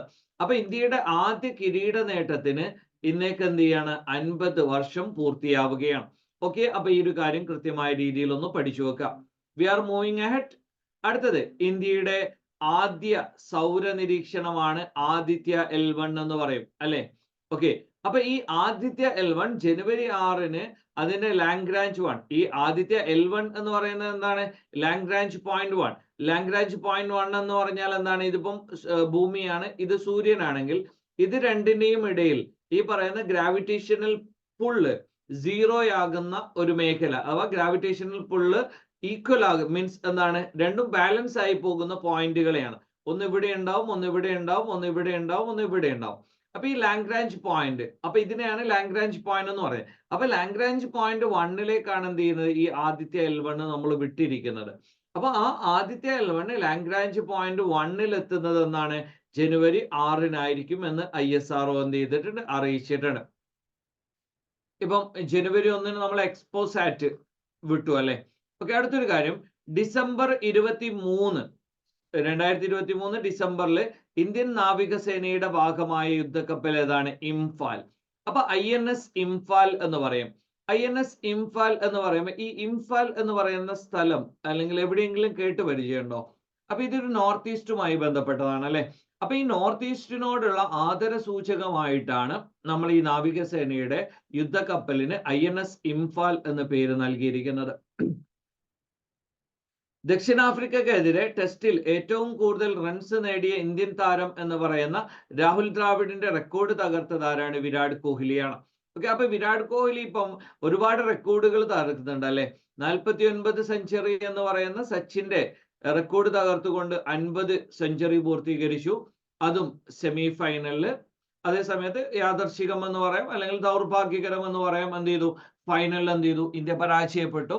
അതിൽ കോൺട്രിബ്യൂട്ട് ചെയ്യാൻ ആർക്കും സാധിച്ചില്ല. അപ്പൊ ദക്ഷിണാഫ്രിക്കക്കെതിരെ ടെസ്റ്റിൽ ഏറ്റവും കൂടുതൽ റൺസ് എന്ന് പറയുന്ന റെക്കോർഡ് രാഹുൽ ദ്രാവിഡ്, അഥവാ ഇന്ത്യയുടെ കോച്ചിന്റെ കരങ്ങളിൽ ഭദ്രമായിരുന്നു. ഇപ്പൊ എന്ത് ചെയ്തിട്ടുണ്ട്, വിരാട് കോഹ്ലി അത് തകർത്തിട്ടുണ്ട്. ഈ ഒരു കാര്യം കൃത്യമായി ശ്രദ്ധിക്കണേ. ITTF എന്ന് പറഞ്ഞാൽ ഇന്റർനാഷണൽ ടേബിൾ ടെന്നീസ് ഫെഡറേഷൻ, ഇതിന്റെ ഗവേണിംഗ് ബോഡിയിലെ ആദ്യ ഇന്ത്യക്കാരനായിട്ട് വീറ്റ ഡാനി വന്നിട്ടുണ്ട്. അപ്പൊ ആദ്യ ഇന്ത്യൻ ആയിട്ട് വരുന്നത് വീറ്റ ഡാനിയാണ്. ഇതൊരു ചരിത്രമാണ്. ITTF അഥവാ ഇന്റർനാഷണൽ ടേബിൾ ടെന്നീസ് ഫെഡറേഷൻ. അപ്പൊ ഇതിന്റെ ഗവേണിംഗ് ബോഡിയിൽ ഉൾപ്പെട്ട ആദ്യ ഇന്ത്യൻ എന്ന് പറയുന്നത് ആരാണ്? ഈ പറയുന്ന വീറ്റ ഡാനിയാണ്. അപ്പൊ ഈ പറയുന്ന ഒരു കാര്യം, ഇവരെന്താണ്, ഈ പറയുന്ന ഒരു പ്രമുഖ കായിക സംരംഭകയാണ്. ഓക്കെ, അപ്പൊ ഇതിനെ ഇപ്പൊ IPL ഒക്കെ പോലെ ഇതിനെയൊക്കെ പ്രൊമോട്ട് ചെയ്തിട്ട് കൂടുതൽ കാണികളെ കൊണ്ടുവരിക, അപ്പൊ ഇത് കൂടുതൽ ജനങ്ങളിലേക്ക് എത്തിക്കുക, ജനകീയമാക്കുക എന്ന് പറയുന്നതാണ് ഈ ഒരു പദ്ധതിയുടെ ലക്ഷ്യം. അടുത്തത്, ഈ ഡിസംബർ 27-ന് മറ്റൊരു പ്രത്യേകത കൂടിയുണ്ട്. ദേശീയ ഗാനം ആദ്യമായി ആലപിക്കപ്പെട്ടത് 1911 ഡിസംബർ 27-നാണ്. അപ്പൊ ഈ ദേശീയ ഗാനം ആദ്യമായി ആലപിക്കുന്നത് ആരാണ്? നമ്മൾ നേരത്തെ പറഞ്ഞ രവീന്ദ്രനാഥ് ടാഗോർ തന്നെയാണ് എന്ത് ചെയ്യുന്നത്, ഇത് ആലപിക്കുന്നത്. ഓക്കെ, അപ്പൊ ഡിസംബർ 27 എന്ന് പറയുമ്പോൾ നമ്മളുടെ ദേശീയ ഗാനം ആദ്യമായി ആലപിക്കപ്പെട്ട ഒരു ദിവസം കൂടിയാണ്. ഇവ ഇത്തരമുള്ള ഫാക്ടുകളൊക്കെ നിങ്ങൾ ജസ്റ്റ് ഒന്ന് വായിച്ചു പോയാൽ മാത്രം മതി. പാകിസ്ഥാന്റെ പുതിയ റോക്കറ്റ് സിസ്റ്റം എന്താണ്? ഫതഹ് 2 എന്ന് പറയും. ഫതഹ് 1 അതിനേക്കാൾ കൂടുതൽ പ്രഹരശേഷി ഉള്ളതാണ്. 400 കിലോമീറ്റർ റേഞ്ച് ആണെന്ന് തോന്നുന്നു. മുമ്പ് ഫതഹ് എന്ന് പറയുന്നത് 250 കിലോമീറ്റർ ആയിരുന്നു. അപ്പൊ അത്രയും പ്രഹരശേഷി അല്ലെങ്കിൽ ഉത്തരം ലോഞ്ച് അല്ലെങ്കിൽ എന്താണ് മൾട്ടി ലോഞ്ച് റോക്കറ്റ് സിസ്റ്റമായ ഫത്തഹ് സെക്കൻഡിന്റെ ഫ്ലൈറ്റ് പരീക്ഷണം വിജയകരമായി ആര് നടത്തിയിട്ടുണ്ട്? ഈ പറയുന്ന പാകിസ്ഥാൻ നടത്തിയിട്ടുണ്ട്. പേര് മാത്രം ഒന്ന് പഠിച്ചു വെച്ചാൽ മതി. അടുത്തത്, പാർലമെന്റിന്റെ സുരക്ഷാ ചുമതല ഡൽഹി പോലീസിൽ നിന്ന് ഏത് ഏജൻസിക്കാണ് കൈമാറിയിരിക്കുന്നത്? CISF. അപ്പൊ ഈ CISF എന്ന് പറയുമ്പോൾ നമ്മൾ ശ്രദ്ധിക്കേണ്ട ഒരു കാര്യം, മുമ്പ് ഇതേപോലെ പാർലമെന്റിനെതിരെ ഒരു അറ്റാക്ക് നടന്നിരുന്നു. അതേ ദിവസം, അതിന്റെ ഓർമ്മ ദിവസത്തിൽ തന്നെയാണ് ഇത്തരത്തിലൊരു അറ്റാക്ക് വന്നത്. അപ്പൊ രാജ്യത്തിന്റെ സുരക്ഷാ സംവിധാനങ്ങൾ അല്ലെങ്കിൽ സുരക്ഷയിൽ എന്ത് ചെയ്തിട്ടുണ്ട്? വളരെ വലിയ രീതിയിലുള്ള വീഴ്ച സംഭവിച്ചിട്ടുണ്ട് എന്നത് കൃത്യമാണ്. അപ്പൊ ഡൽഹി പോലീസിൽ നിന്ന് ഏത് ഏജൻസിയാണ് സുരക്ഷ ഡ്യൂട്ടി ഏറ്റെടുത്തത്? CISF ആണ്. അടുത്തൊരു കാര്യം, ഇപ്പൊ 2 പേരുമാറ്റങ്ങൾ നടന്നിട്ടുണ്ട്. ഒന്ന്, അയോധ്യ റെയിൽവേ സ്റ്റേഷന്റെ പേര് അയോധ്യ ധാം എന്നാക്കി മാറ്റിയിട്ടുണ്ട്. അപ്പോ അത്യാധുനിക സൗകര്യങ്ങളുള്ള, അതേ സമയത്ത് പുരാതന ഇന്ത്യൻ വാസ്തുവിദ്യയെ ആധുനിക സൗകര്യങ്ങളോടെ, അപ്പൊ പുരാതന വാസ്തുവിദ്യയെ ആധുനിക സൗകര്യങ്ങൾ ഒരുക്കുന്നു. താഴികക്കുടങ്ങളുണ്ട്, തൂണുകളുണ്ട്, കമാനങ്ങളുണ്ട്, ശ്രീരാമന്റെ ജീവിതവും മഹത്വവും ചിത്രീകരിക്കുന്ന ഒരുപാട് ചുമർ ചിത്രങ്ങളുണ്ട്. ഇതുപോലെയുള്ള, അഥവാ ഒരു ക്ഷേത്രം എന്ന രീതിയിൽ നമ്മൾക്ക് തോന്നുന്ന രീതിയിലാണ് എന്ത് ചെയ്യുന്നത്? അയോധ്യ ധാം എന്ന് പറയുന്ന, അഥവാ അയോധ്യ റെയിൽവേ സ്റ്റേഷൻ ആണ്. അത് പുതിയ പേരെന്നാണ്, അയോധ്യ ധാം എന്നാണ്. അപ്പൊ അതിന്റെ ഒരു പ്രത്യേകത എന്ന് പറയുന്നത്, ഇന്ത്യയുടെ പുരാതന വാസ്തുവിദ്യ അതിനെന്ത് ചെയ്യുന്നുണ്ട്? വളരെ വലിയ രീതിയിൽ ആധുനിക സൗകര്യങ്ങളുമായി സംയോജിപ്പിച്ചുകൊണ്ട് എന്ത് ചെയ്യുന്നുണ്ട്? താഴികക്കുടങ്ങൾ, തൂണുകൾ, കമാനങ്ങൾ, അതേപോലെ തന്നെ ശ്രീരാമന്റെ ജീവിതം പറയുന്ന പല ചിത്രങ്ങളും അതിന്റെ ഭാഗമായി വന്നിട്ടുണ്ട്. അതേപോലെ തന്നെ അയോധ്യ എയർപോർട്ട് ഇനി മഹർഷി വാൽമീകി എയർപോർട്ട്. കാരണം വാൽമീകിയുടേതാണല്ലോ രാമായണം. രാമന്റെ കാര്യം ജനങ്ങളിലേക്ക് എത്തിച്ചതിൽ വളരെ നിർണായകമായ പങ്ക് വഹിച്ച ഒന്നാണല്ലോ രാമായണം. അപ്പൊ മഹർഷി വാൽമീകി എയർപോർട്ട് എന്നാണ് എന്ത് ചെയ്യുന്നത്? ഈ പറയുന്ന അയോധ്യ എയർപോർട്ട്. കാരണം ഇതൊക്കെ വരുന്നത് എന്തുകൊണ്ടാന്ന് ചോദിച്ചാല്, നിലവിൽ എന്താണ്, രാം ടെമ്പിൾ വരുന്നുണ്ടല്ലോ. ഓക്കെ, അപ്പൊ ന്യൂ ഇയറിൽ രാം ടെമ്പിൾ അവിടെ ഉദ്ഘാടനം ചെയ്യപ്പെടുമല്ലോ. അപ്പൊ ഈ രാം ടെമ്പിളിന്റെ ഉദ്ഘാടനത്തോടു കൂടി എന്ത് ചെയ്യും? ഈ പറയുന്ന അയോധ്യയുടെ ഒരു പിക്ചർ അല്ലെങ്കിൽ അയോധ്യയുടെ ഒരു ലാൻഡ്സ്കേപ്പ് തന്നെ മാറാൻ പോവാണ്. അപ്പോ ഈ പറയുന്ന ഉത്തർപ്രദേശിലെ പുണ്യനഗരമായ അയോധ്യക്ക് ആദ്യത്തെ അന്താരാഷ്ട്ര വിമാനത്താവളം വരാൻ പോകുന്നു. അയോധ്യ വിമാനത്താവളം മഹർഷി വാൽമീകി എയർപോർട്ട് എന്ന പേരിലാണ് അറിയപ്പെടുക. നിലവിൽ അതിന്റെ പേര് മര്യാദ പുരുഷോത്തം ശ്രീറാം ഇന്റർനാഷണൽ എയർപോർട്ട് എന്ന പേരിലാണ് അറിയപ്പെടുന്നത്. എന്നാൽ പുതിയത് എന്തായിരിക്കും? മഹർഷി വാൽമീകി എയർപോർട്ട് എന്ന പേരിലേക്കായിരിക്കും അത് പുനർനാമകരണം ചെയ്യുന്നത്. നേരത്തെ നമ്മൾ പറഞ്ഞ കാര്യമാണ്, റേഷൻ കടകളിലൂടെ കുറഞ്ഞ നിരക്കിൽ കുടിവെള്ളം ലഭ്യമാക്കുന്ന പദ്ധതിയാണ് സുജലം. 2023 ആനിമൽ ഹെൽത്ത് കോൺക്ലേവിന് വേദിയാകുന്ന നഗരം എന്താണ്? ന്യൂഡൽഹിയാണ്. അപ്പൊ 2023 ആനിമൽ ഹെൽത്ത് കോൺക്ലേവിന് വേദിയാകുന്നത് ആരാണ്? ഡൽഹിയാണ്. അടുത്തൊരു കാര്യം നിങ്ങൾ എന്തായാലും പഠിച്ചു വെച്ചോ, ഇന്ത്യയിലെ ആദ്യത്തെ AI നഗരം വരുന്നത് എവിടെയാണ്? അത് ലക്നൗ UP യിലാണ്. അപ്പൊ ഉത്തർപ്രദേശിലെ ലക്നൌവിലാണ് എന്ത് ചെയ്യുന്നത്? ഇന്ത്യയിലെ ആദ്യത്തെ AI നഗരം എന്ത് ചെയ്യുന്നത്? നിലവിൽ വരുന്നത്. പഠിച്ചു വെക്കണേ, ഇതൊക്കെ ഇമ്പോർട്ടന്റ് ആയിട്ടുള്ള ഫാക്ടുകളാണ്, വരും പരീക്ഷകളിൽ ചോദിക്കും. അടുത്തത് 2023 ഡിസംബറിൽ 3D പ്രിന്റിംഗ് വഴി മുഖഭാവങ്ങൾ മാറ്റിവെക്കാനുള്ള സാങ്കേതിക വിദ്യ വികസിപ്പിച്ച IIT ഏതാണ്? IIT മദ്രാസ് ആണ്. അപ്പൊ 3D പ്രിന്റിംഗിലൂടെ മുഖഭാവങ്ങൾ മാറ്റിവെക്കാനുള്ള സാങ്കേതിക വിദ്യ അത് വികസിപ്പിച്ചത് ആരാണ്? IIT ആണ്. അപ്പൊ കാര്യങ്ങൾ പഠിച്ചു വെക്കണേ. 3D പ്രിന്റിംഗിലൂടെ മുഖഭാവങ്ങൾ മാറ്റിവെക്കാനുള്ള സാങ്കേതിക വിദ്യ വികസിപ്പിച്ചത് ആരാണ്? IIT മദ്രാസ് ആണ്. ഈ ഒരു പേര് നിങ്ങൾ കേട്ട് പരിചയം ഉണ്ടാവും. അപ്പോൾ പ്രശസ്ത തമിഴ് സിനിമാ താരമാണ്. പിന്നീട് രാഷ്ട്രീയത്തിലേക്ക് വന്നു, പുതിയൊരു രാഷ്ട്രീയ പാർട്ടിയൊക്കെ രൂപീകരിച്ച വളരെ പ്രധാനപ്പെട്ട ഒരു വ്യക്തിയാണ് ആര്? വിജയകാന്ത്. ക്യാപ്റ്റൻ എന്ന പേരിലാണ് ഇദ്ദേഹം അറിയപ്പെടുന്നത്. കാരണം എന്താണ്? ഒരുപാട് ഇത്തരത്തിലുള്ള പട്ടാള സിനിമകൾ അഭിനയിച്ചു എന്നതിന്റെ പേരിലാണ് ഇദ്ദേഹത്തിന് ക്യാപ്റ്റൻ എന്ന് പറയുന്ന ഓമന പേര് ലഭിച്ചിരിക്കുന്നത്. അപ്പൊ ഈ പറയുന്ന ആളാരാണ്? പ്രശസ്ത തമിഴ് സൂപ്പർ താരവും രാഷ്ട്രീയക്കാരനും ആരാണ്? വിജയകാന്താണ്. അടുത്തൊരു കാര്യം, 2024 ഇന്ത്യയുടെ 75ാമത് റിപ്പബ്ലിക് ദിനത്തിൽ മുഖ്യാതിഥിയായി വരുന്ന ആളാരാണ്? Emmanuel Macron. ആദ്യം ബൈഡൻ വരുമെന്നായിരുന്നു പറഞ്ഞിരുന്നത്. കാരണം 2 കാരണങ്ങളായിരുന്നു ഉണ്ടായിരുന്നത്. ജനുവരി 26-നാണല്ലോ റിപ്പബ്ലിക് ഡേ. 27-ന് ക്വാഡ് സമ്മിറ്റ് നടക്കും എന്നുള്ളൊരു സാധ്യതയുണ്ടായിരുന്നു. അതുകൊണ്ട് തന്നെ എന്തായാലും ബൈഡൻ വരും എന്ന് തന്നെയാണ് അറിയിച്ചിരുന്നത്. അതേസമയത്ത് ക്വാഡിലെ മറ്റംഗങ്ങളായ ഓസ്ട്രേലിയ, ജപ്പാൻ ഈ പറയുന്ന 2 രാജ്യങ്ങൾക്ക് കൃത്യമായി പങ്കെടുക്കാനുള്ള അസൗകര്യമുള്ളത് കൊണ്ട് തന്നെ ബൈഡന് 2024 എന്ന് പറയുമ്പോൾ ഇലക്ഷൻ നടക്കുന്ന വർഷം കൂടിയല്ലേ. അപ്പൊ അദ്ദേഹത്തിന് ആ ഒരു തിരക്കും കാര്യങ്ങളൊക്കെ ഉള്ളതുകൊണ്ട് 2 പ്രാവശ്യം ഇന്ത്യ സന്ദർശിക്കുക എന്ന് പറയുന്നത് പ്രായോഗികമല്ലാത്തത് കൊണ്ട് ഈ പറയുന്ന ഒരു റിപ്പബ്ലിക് ഡേ ഗസ്റ്റ് ആയി വരുന്നത് ബൈഡൻ ഒഴിവാക്കിയിട്ടുണ്ട്. 2 കാര്യങ്ങളാണ്. ഒന്ന് ഇങ്ങനെയും നമ്മൾക്ക് വ്യാഖ്യാനിക്കാം, അല്ലെങ്കിൽ പന്നൂന്റെ വധവുമായി ബന്ധപ്പെട്ട വിഷയത്തിൽ ഇന്ത്യയും അമേരിക്കയും തമ്മിലുള്ള അഭിപ്രായ വ്യത്യാസം കൂടി ഒരുപക്ഷെ ഇതിന് കാരണമായിട്ടുണ്ടാകാം. ഐക്യരാഷ്ട്ര സംഘടന അന്താരാഷ്ട്ര ഒട്ടക വർഷമായി ആചരിക്കാൻ തീരുമാനിച്ചത് ഏതാണ്? 2024 ആണ്. 2020 ഞാൻ നേരത്തെ ഞാൻ പറഞ്ഞ സാഹിത്യ അക്കാദമി പുരസ്കാരങ്ങളൊക്കെ എന്താണ് 2022 ആയിരുന്നു. അപ്പൊ 2023 കേന്ദ്ര സാഹിത്യ അക്കാദമി പുരസ്കാരം ലഭിച്ച മലയാള ജേതാവ് ആരാണ്? EV രാമകൃഷ്ണനാണ്. നോവലിന്റെ ദേശകാലങ്ങൾ എന്ന കൃതിക്കാണ് എന്ത് ചെയ്യുന്നത് ഈ പറയുന്ന പുരസ്കാരം ലഭിച്ചിരിക്കുന്നത്. കോവിഡിന്റെ വകഭേദമായ JN1 ഇന്ത്യയിൽ ആദ്യമായി റിപ്പോർട്ട് ചെയ്യപ്പെട്ട സ്റ്റേറ്റ് ഏതാണ്? കേരളം. കാരണം നമുക്ക് എന്താണ് കേരളം എന്ന് പറയുമ്പം നമ്മളൊരു ഡെവലപ്ഡ് കൺട്രിയുടെ ഒരു കാറ്റഗറിയിൽ നിൽക്കുന്നത് കൊണ്ട് തന്നെ ഈ പറയുന്ന എല്ലാ കൺട്രീസുമായി നമ്മൾക്ക് ഡയറക്റ്റ് കണക്ഷൻ ഉണ്ടാവും. ഇപ്പൊ ന്യൂഡൽഹി എന്ന് പറയുമ്പോൾ അതൊരു ക്യാപിറ്റൽ സിറ്റിയാണ്. അതല്ല, കേരളം എന്ന് പറയുന്ന ഒരു സ്റ്റേറ്റിൽ നിന്ന് എന്ത് ചെയ്യും ഈ പറയുന്ന ഒട്ടുമിക്ക എല്ലാ രാജ്യങ്ങളിലേക്കും മൈഗ്രേഷൻ നടന്നിട്ടുണ്ടാവും. അതുകൊണ്ട് തന്നെ ഈ പറയുന്ന എല്ലാ രാജ്യങ്ങളുമായിട്ട് ഡയറക്റ്റ് കണക്ഷൻ ഉള്ള ഒരു സ്റ്റേറ്റ് കൂടിയാണ് എന്ത് കേരളം.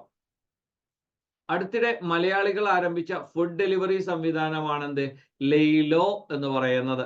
ഓക്കെ, അടുത്തൊരു കാര്യം, 2023 ഡിസംബറിൽ പത്മശ്രീ പുരസ്കാരം തിരിച്ചു നൽകിയ ഇന്ത്യൻ ഗുസ്തി താരമാരാണ്? ബജരംഗ് പൂനിയ. ഞാൻ പറഞ്ഞല്ലോ, WFI അല്ലെങ്കിൽ റെസ്ലിംഗ് ഫെഡറേഷൻ ഓഫ് ഇന്ത്യ സാക്ഷി മാലിക് അവസാനിപ്പിച്ചു. അതേപോലെ തന്നെ വിനീഷ് ഫോഗാട്ട് എന്ത് ചെയ്യുന്നു ഈ പറയുന്ന രീതിയിൽ അവരുടെ അവാർഡുകളൊക്കെ തിരിച്ചു നൽകുന്നു. ഓക്കെ, 2024 ഖേലോ യൂത്ത് ഇന്ത്യ ഗെയിംസിന്റെ വേദി എന്നാണ്? തമിഴ്നാടാണ്. ഭാഗ്യചിഹ്നം വീരമംഗി എന്ന് പറയും. ചെന്നൈ, കോയമ്പത്തൂർ, മധുര, ട്രിച്ചി ഈ പറയുന്ന 4 നഗരങ്ങളിലാണ് എന്ത് ചെയ്യുന്നത്? ചെന്നൈ, കോയമ്പത്തൂർ, മധുര, ട്രിച്ചി ഈ പറയുന്ന 4 നഗരങ്ങളിലാണ് ഈ പറയുന്ന ഖേലോ യൂത്ത് ഗെയിംസ് നടക്കുന്നത്. ഇനി നമ്മൾ നേരത്തെ പറഞ്ഞ അമൃത് ഭാരത് എക്സ്പ്രസ് പറഞ്ഞിരുന്നല്ലോ. അപ്പൊ സാധാരണക്കാർക്ക് വേഗമേറിയതും സൗകര്യപ്രദവുമായ തീവണ്ടി യാത്ര, ഇതിന്റെ ഒരു പ്രത്യേകത എന്ന് പറഞ്ഞാൽ ഇപ്പൊ വന്ദേ ഭാരത് AC മാത്രമല്ലല്ലോ, ഇതിൽ AC-യും നോൺ AC-യും എന്ത് ചെയ്യും പ്രൊവൈഡ് ചെയ്യും എന്നതാണ് ഇതിന്റെ വളരെ പ്രധാനപ്പെട്ട ഒരു അഡ്വാൻറ്റേജ്. അപ്പൊ അമൃത് ഭാരത് എക്സ്പ്രസ് എന്ന് പറയുന്നത് സാധാരണക്കാരെ ലക്ഷ്യം വെച്ചുകൊണ്ടാണ്. അപ്പൊ AC കോച്ചുകളും ഉണ്ടാവും, അല്ലാത്ത കോച്ചുകളും ഉണ്ടാവും.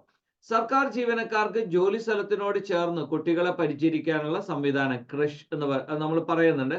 2024 കേരള സയൻസ് കോൺഗ്രസിന് വേദിയാകുന്നത് ഏതാണ്? കാസർഗോഡാണ് എന്ത് ചെയ്യുന്നത് ഇതിന് വേദിയാകുന്നത്. അപ്പൊ 2024 പല സംവിധാനങ്ങളും നിങ്ങളൊന്ന് ആലോചിച്ചാൽ മതി. എല്ലാം ട്രിവാൻഡ്രത്താണ് വരിക. അപ്പൊ ട്രിവാൻഡ്രം അല്ലാത്ത കാര്യങ്ങൾ നിങ്ങൾ പ്രത്യേകം ഒന്ന് ശ്രദ്ധിക്കണം. അടുത്തൊരു കാര്യം, ലോകത്തിലെ ഏറ്റവും മനോഹരമായ വിമാനത്താവളത്തിനുള്ള യുനെസ്കോയുടെ പ്രിക്സ് വോമസെൽ പുരസ്കാരം ലഭിച്ചത് ഏതാണ്?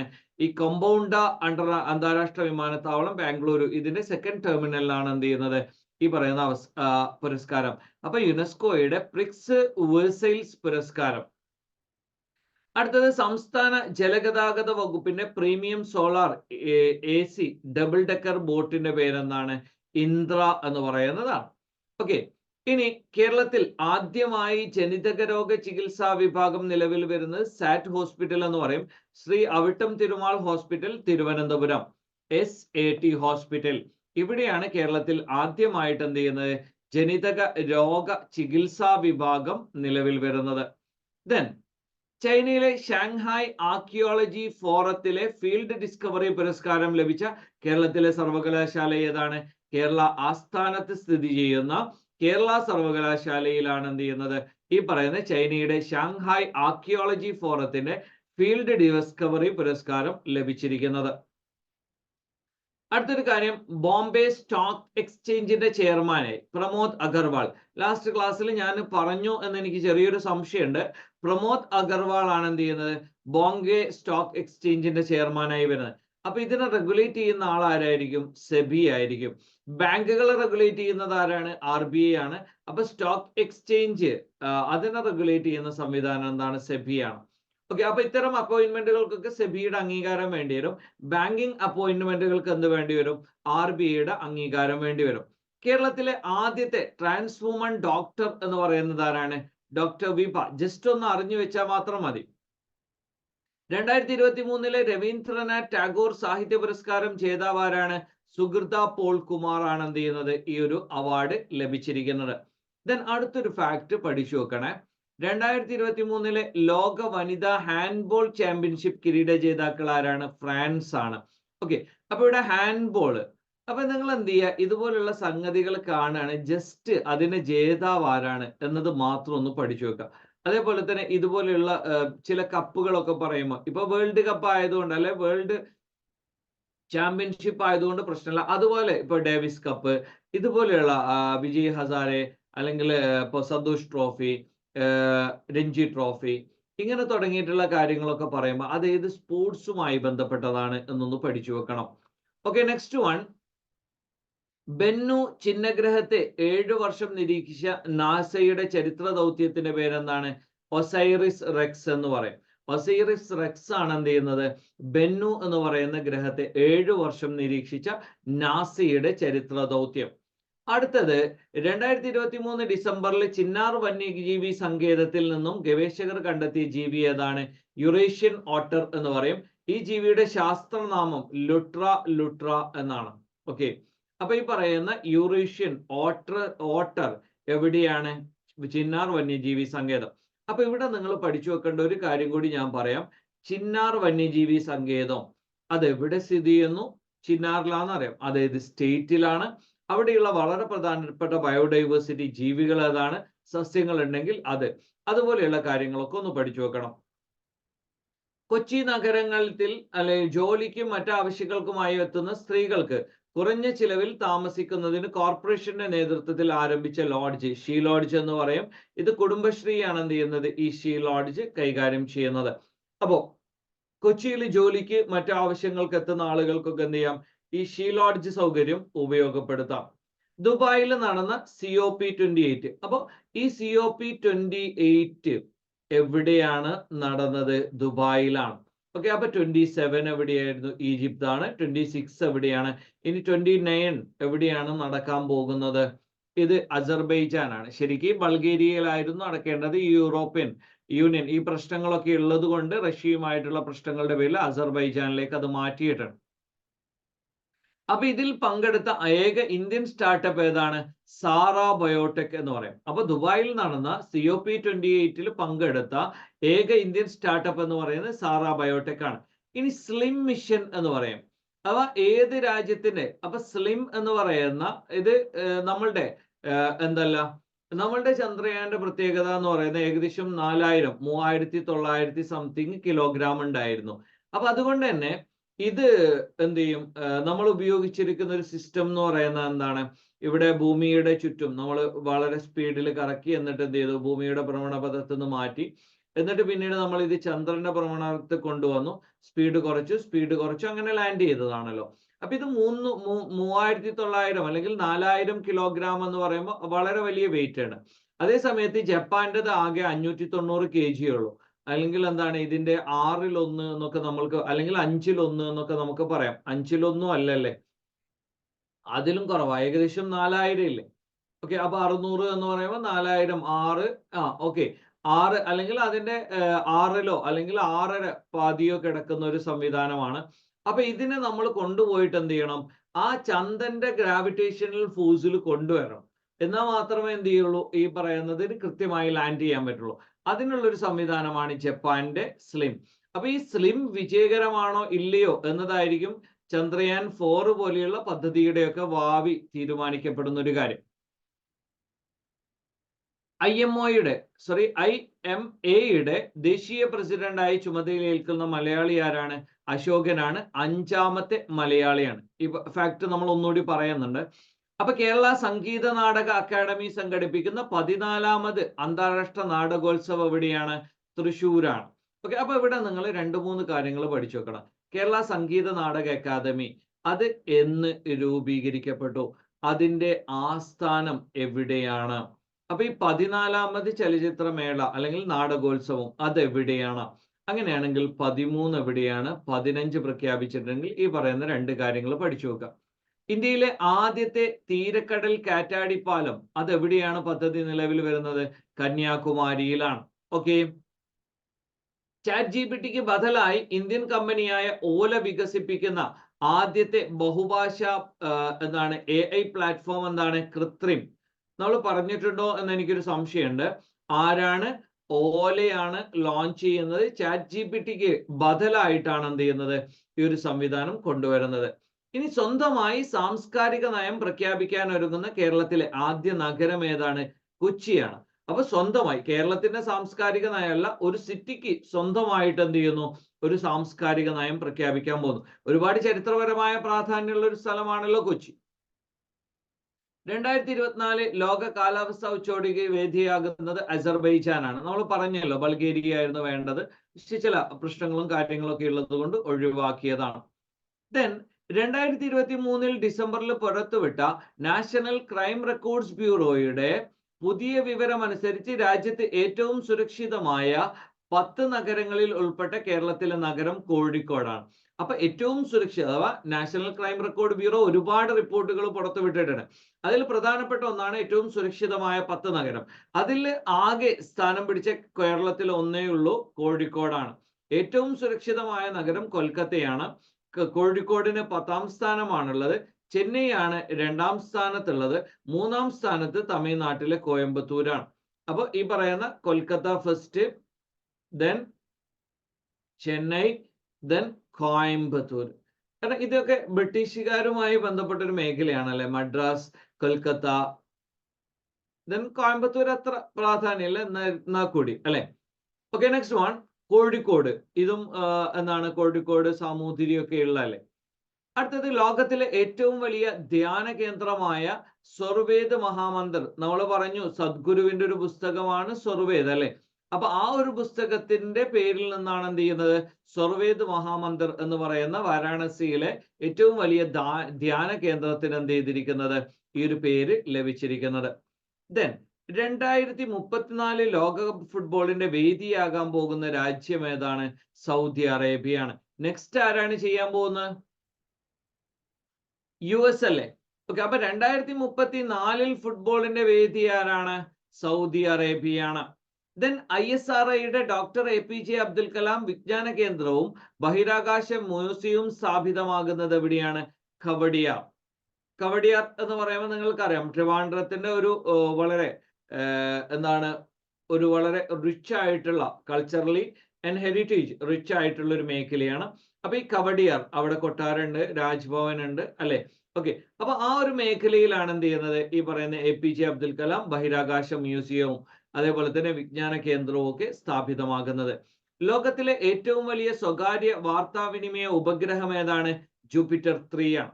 അപ്പൊ ലോകത്തിലെ ഏറ്റവും വലിയ സ്വകാര്യ വാർത്താവിനിമയ ഉപഗ്രഹം ഏതാണ്? ജൂപ്പിറ്റർ 3. ലോകത്തിലെ ഏറ്റവും വലിയ സ്വർണ്ണ വജ്ര വ്യാപാര കേന്ദ്രം എന്താണ്? സൂറത്ത് അല്ലെങ്കിൽ സൂറത്ത് ഡയമണ്ട് ബോസ് എന്ന് പറയും. അതേപോലെ തന്നെ ലോകത്തിലെ തന്നെ ഏറ്റവും വലിയ ഓഫീസ് സമുച്ചയവും എവിടെയാണ്? ഗുജറാത്തിൽ തന്നെയാണ്. പെന്റഗണ പരാജയപ്പെടുത്തിക്കൊണ്ട് എന്ത് ചെയ്തിട്ടുണ്ട്? പുതിയൊരു സംവിധാനം വന്നിട്ടുണ്ട്.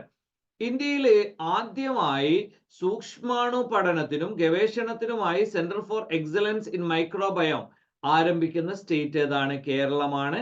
സെന്റർ ഫോർ എക്സലൻസ് ഇൻ മൈക്രോബയോമിന്റെ കേന്ദ്രം നിലവിൽ വരുന്നത് കിൻഫ്ര പാർക്കിലാണ്. ഓക്കെ ആണോ ഈ കാര്യം? അപ്പൊ ഇന്ത്യയിൽ ആദ്യമായിട്ടാണ് സൂക്ഷ്മാണു പഠനം മൈക്രോബയോം അതിന്റെ ഗവേഷണത്തിനുള്ള സെന്റർ ഫോർ എക്സലൻസ് വരുന്ന ആദ്യ സംസ്ഥാനം എവിടെയാണ്? കേരളയാണ്. കേരളയിൽ എവിടെയാണ്? കഴക്കൂട്ടത്തൊക്കെ സ്ഥിതി ചെയ്യുന്ന കിൻഫ്ര പാർക്കിലാണ് എന്ത് ചെയ്യുന്നത്? ഈ പറയുന്ന ഒരു സംവിധാനം നിലവിൽ വരുന്നത്. ഇനി national medical commission national medical കമ്മീഷന്റെ ആ ഒരു ലോഗോയിൽ അശോക സ്തംഭത്തിന് പകരം വന്നിരിക്കുന്നത് ആരാണ്? ധന്വന്തരി. ധന്വന്തരി എന്ന് പറയുമ്പം എന്താണ്? നമ്മളുടെ ആയുർവേദയുടെ ഗോഡായി അല്ലെങ്കിൽ ഈ പറയുന്ന ദേവന്മാരുടെയൊക്കെ ഒരു വൈദ്യനായിരുന്ന ആളാണെന്ന് ചരിത്രം അല്ലെങ്കിൽ എന്താണ് വേദങ്ങളൊക്കെ പരിചയപ്പെടുത്തുന്ന ധന്വന്തരിയുടെ ചിത്രമാണ് NMCയിൽ എന്ത് ചെയ്തത്? ഇത് അശോക സ്തംഭത്തിന് പകരമായി സ്ഥാപിച്ചിരിക്കുന്നത്. ഇനി ഏത് സംസ്ഥാനത്തിന്റെ മുഖ്യമന്ത്രിയുടെ ഔദ്യോഗിക വസതിക്കാണ് BR അംബേദ്കർ പ്രജാഭവൻ എന്ന പേര് നൽകിയിരിക്കുന്നത് തെലങ്കാനയാണ്. ഇപ്പൊ തെലങ്കാനയിൽ ആരാണ് ഇപ്പൊ വിജയിച്ചിരിക്കുന്നത്?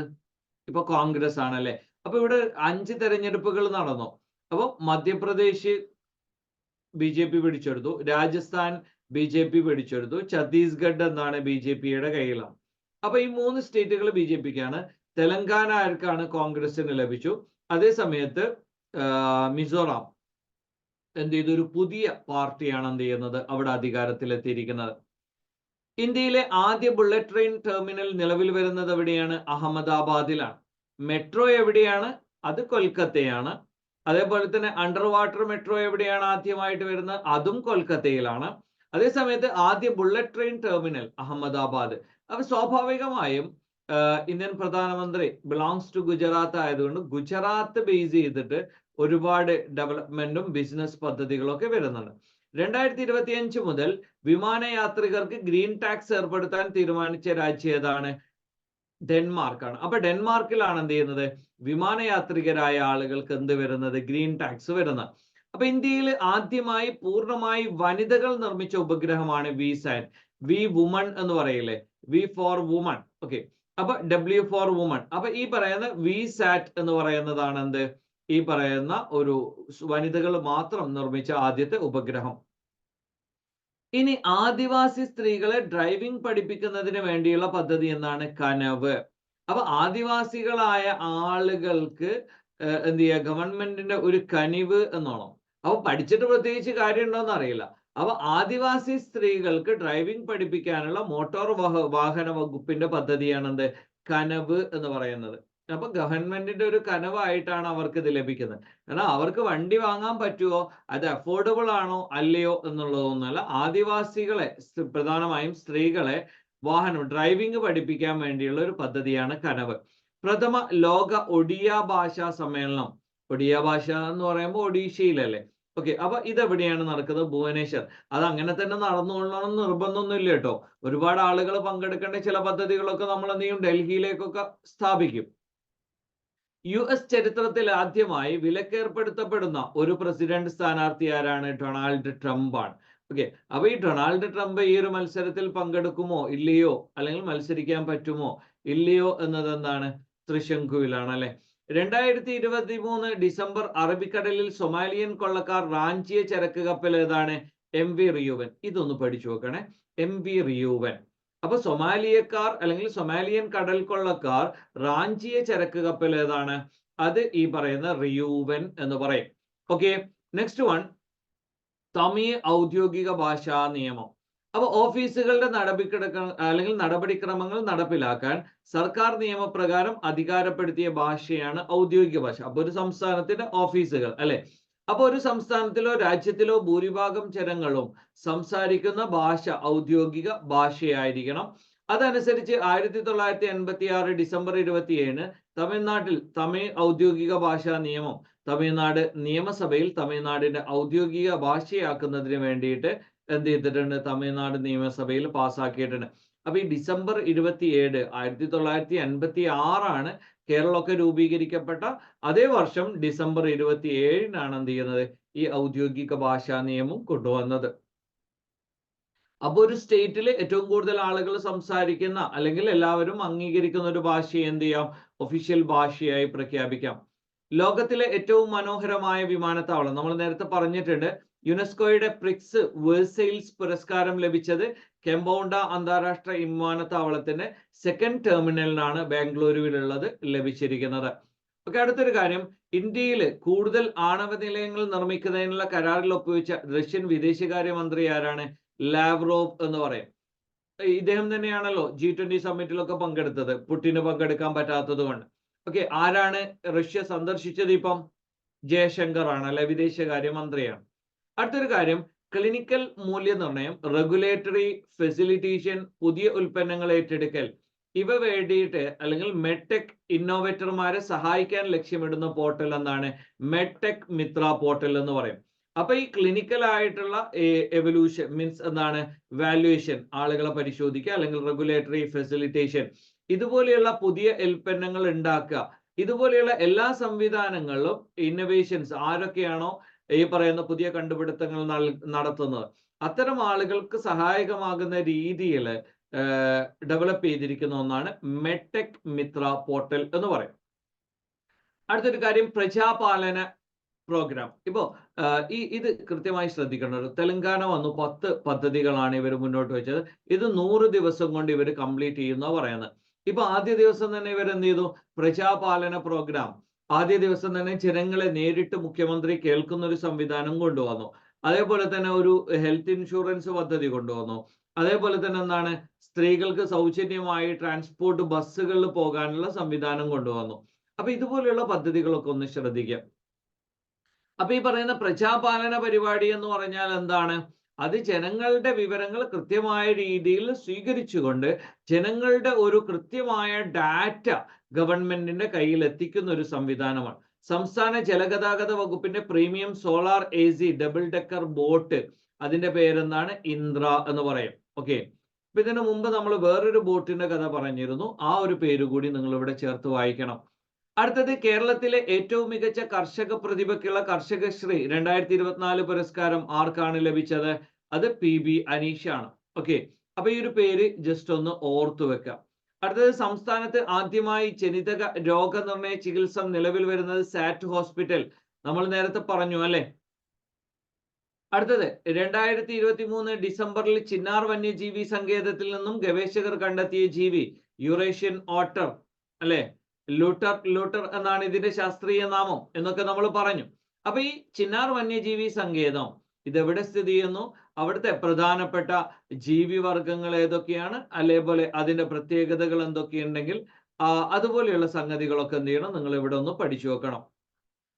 നെക്സ്റ്റ് വൺ, ശുദ്ധമായ ഊർജം പ്രോത്സാഹിപ്പിക്കുന്നതിന് വേണ്ടി ഹരിത ഹൈഡ്രജൻ അല്ലെങ്കിൽ ഗ്രീൻ എനർജി പദ്ധതി നടപ്പിലാക്കുന്നത് ആരാണ്? UP ആണ്. അപ്പൊ ശുദ്ധമായ ഊർജത്തിലേക്കും കാലാവസ്ഥ വ്യതിയാനത്തെ നേരിടാൻ വേണ്ടിയാണ് എന്ത് ചെയ്യുന്നത്?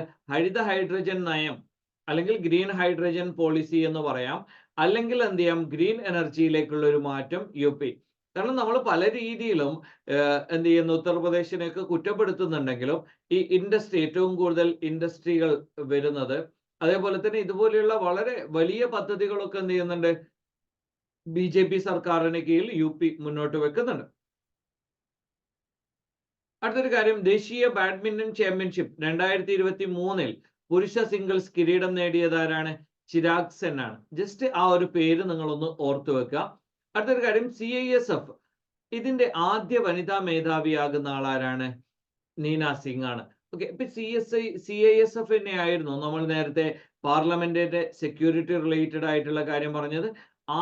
അപ്പൊ CISFന്റെ ആദ്യ വനിതാ മേധാവിയായി വരുന്നത് നീന സിംഗ് ആണ്. ഓക്കെ, അപ്പൊ ഇവരുടെ കാര്യം പഠിച്ചു വെക്കണേ. ആദ്യ വനിതാ മേധാവിയാണ് CISFന്റെ. അപ്പൊ ഈ നീന സിംഗ് എന്ന് പറയുന്ന പേര് പഠിച്ചു വെക്കണം. അടുത്തത്, ശ്രീലങ്കയുടെ ഇന്ത്യയുടെ പുതിയ സ്ഥാനപതിയായി അഥവാ ഇന്ത്യയുടെ എന്താണ് ഹൈക്കമ്മീഷണറായിട്ട് അല്ലെങ്കിൽ എന്താണ് ഇന്ത്യയുടെ മീൻസ് വിദേശകാര്യ ഉദ്യോഗസ്ഥനായി വന്നതാരാണ്? സന്തോഷ് ഝാ എന്ന് പറയും. അപ്പൊ ഈ ഒരു പേര് ജസ്റ്റ് ഒന്ന് പഠിച്ചു വെക്കുക. അടുത്തൊരു കാര്യം, അർജന്റീനിയൻ പ്രസിഡന്റ് ബ്രിക്സ് അംഗത്വം നിരസിച്ചിട്ടാണ്. ഹാവിയൻ മിലി എന്ന് പറയും. ഇദ്ദേഹം കുറച്ചുകൂടി ഒരു റൈറ്റ് വിങ് ഐഡിയോളജിയാണ്. മുമ്പ് ബ്രിക്സിൽ അല്ലെങ്കിൽ എന്താണ് ഈ പറയുന്ന അർജന്റീന കുറച്ചുകൂടി ലെഫ്റ്റ് ഐഡിയോളജിയുള്ള ആളുകൾ ഭരിച്ച സമയത്തായിരുന്നു ബ്രിക്സിൽ അംഗത്വത്തിന് വേണ്ടി റിക്വസ്റ്റ് സബ്മിറ്റ് ചെയ്തതും. ഇപ്പൊ 2023 നടന്ന സമ്മേളനത്തിൽ എന്ത് ചെയ്തു? 6 പുതിയ രാജ്യങ്ങൾക്ക് അംഗീകാരം നൽകി.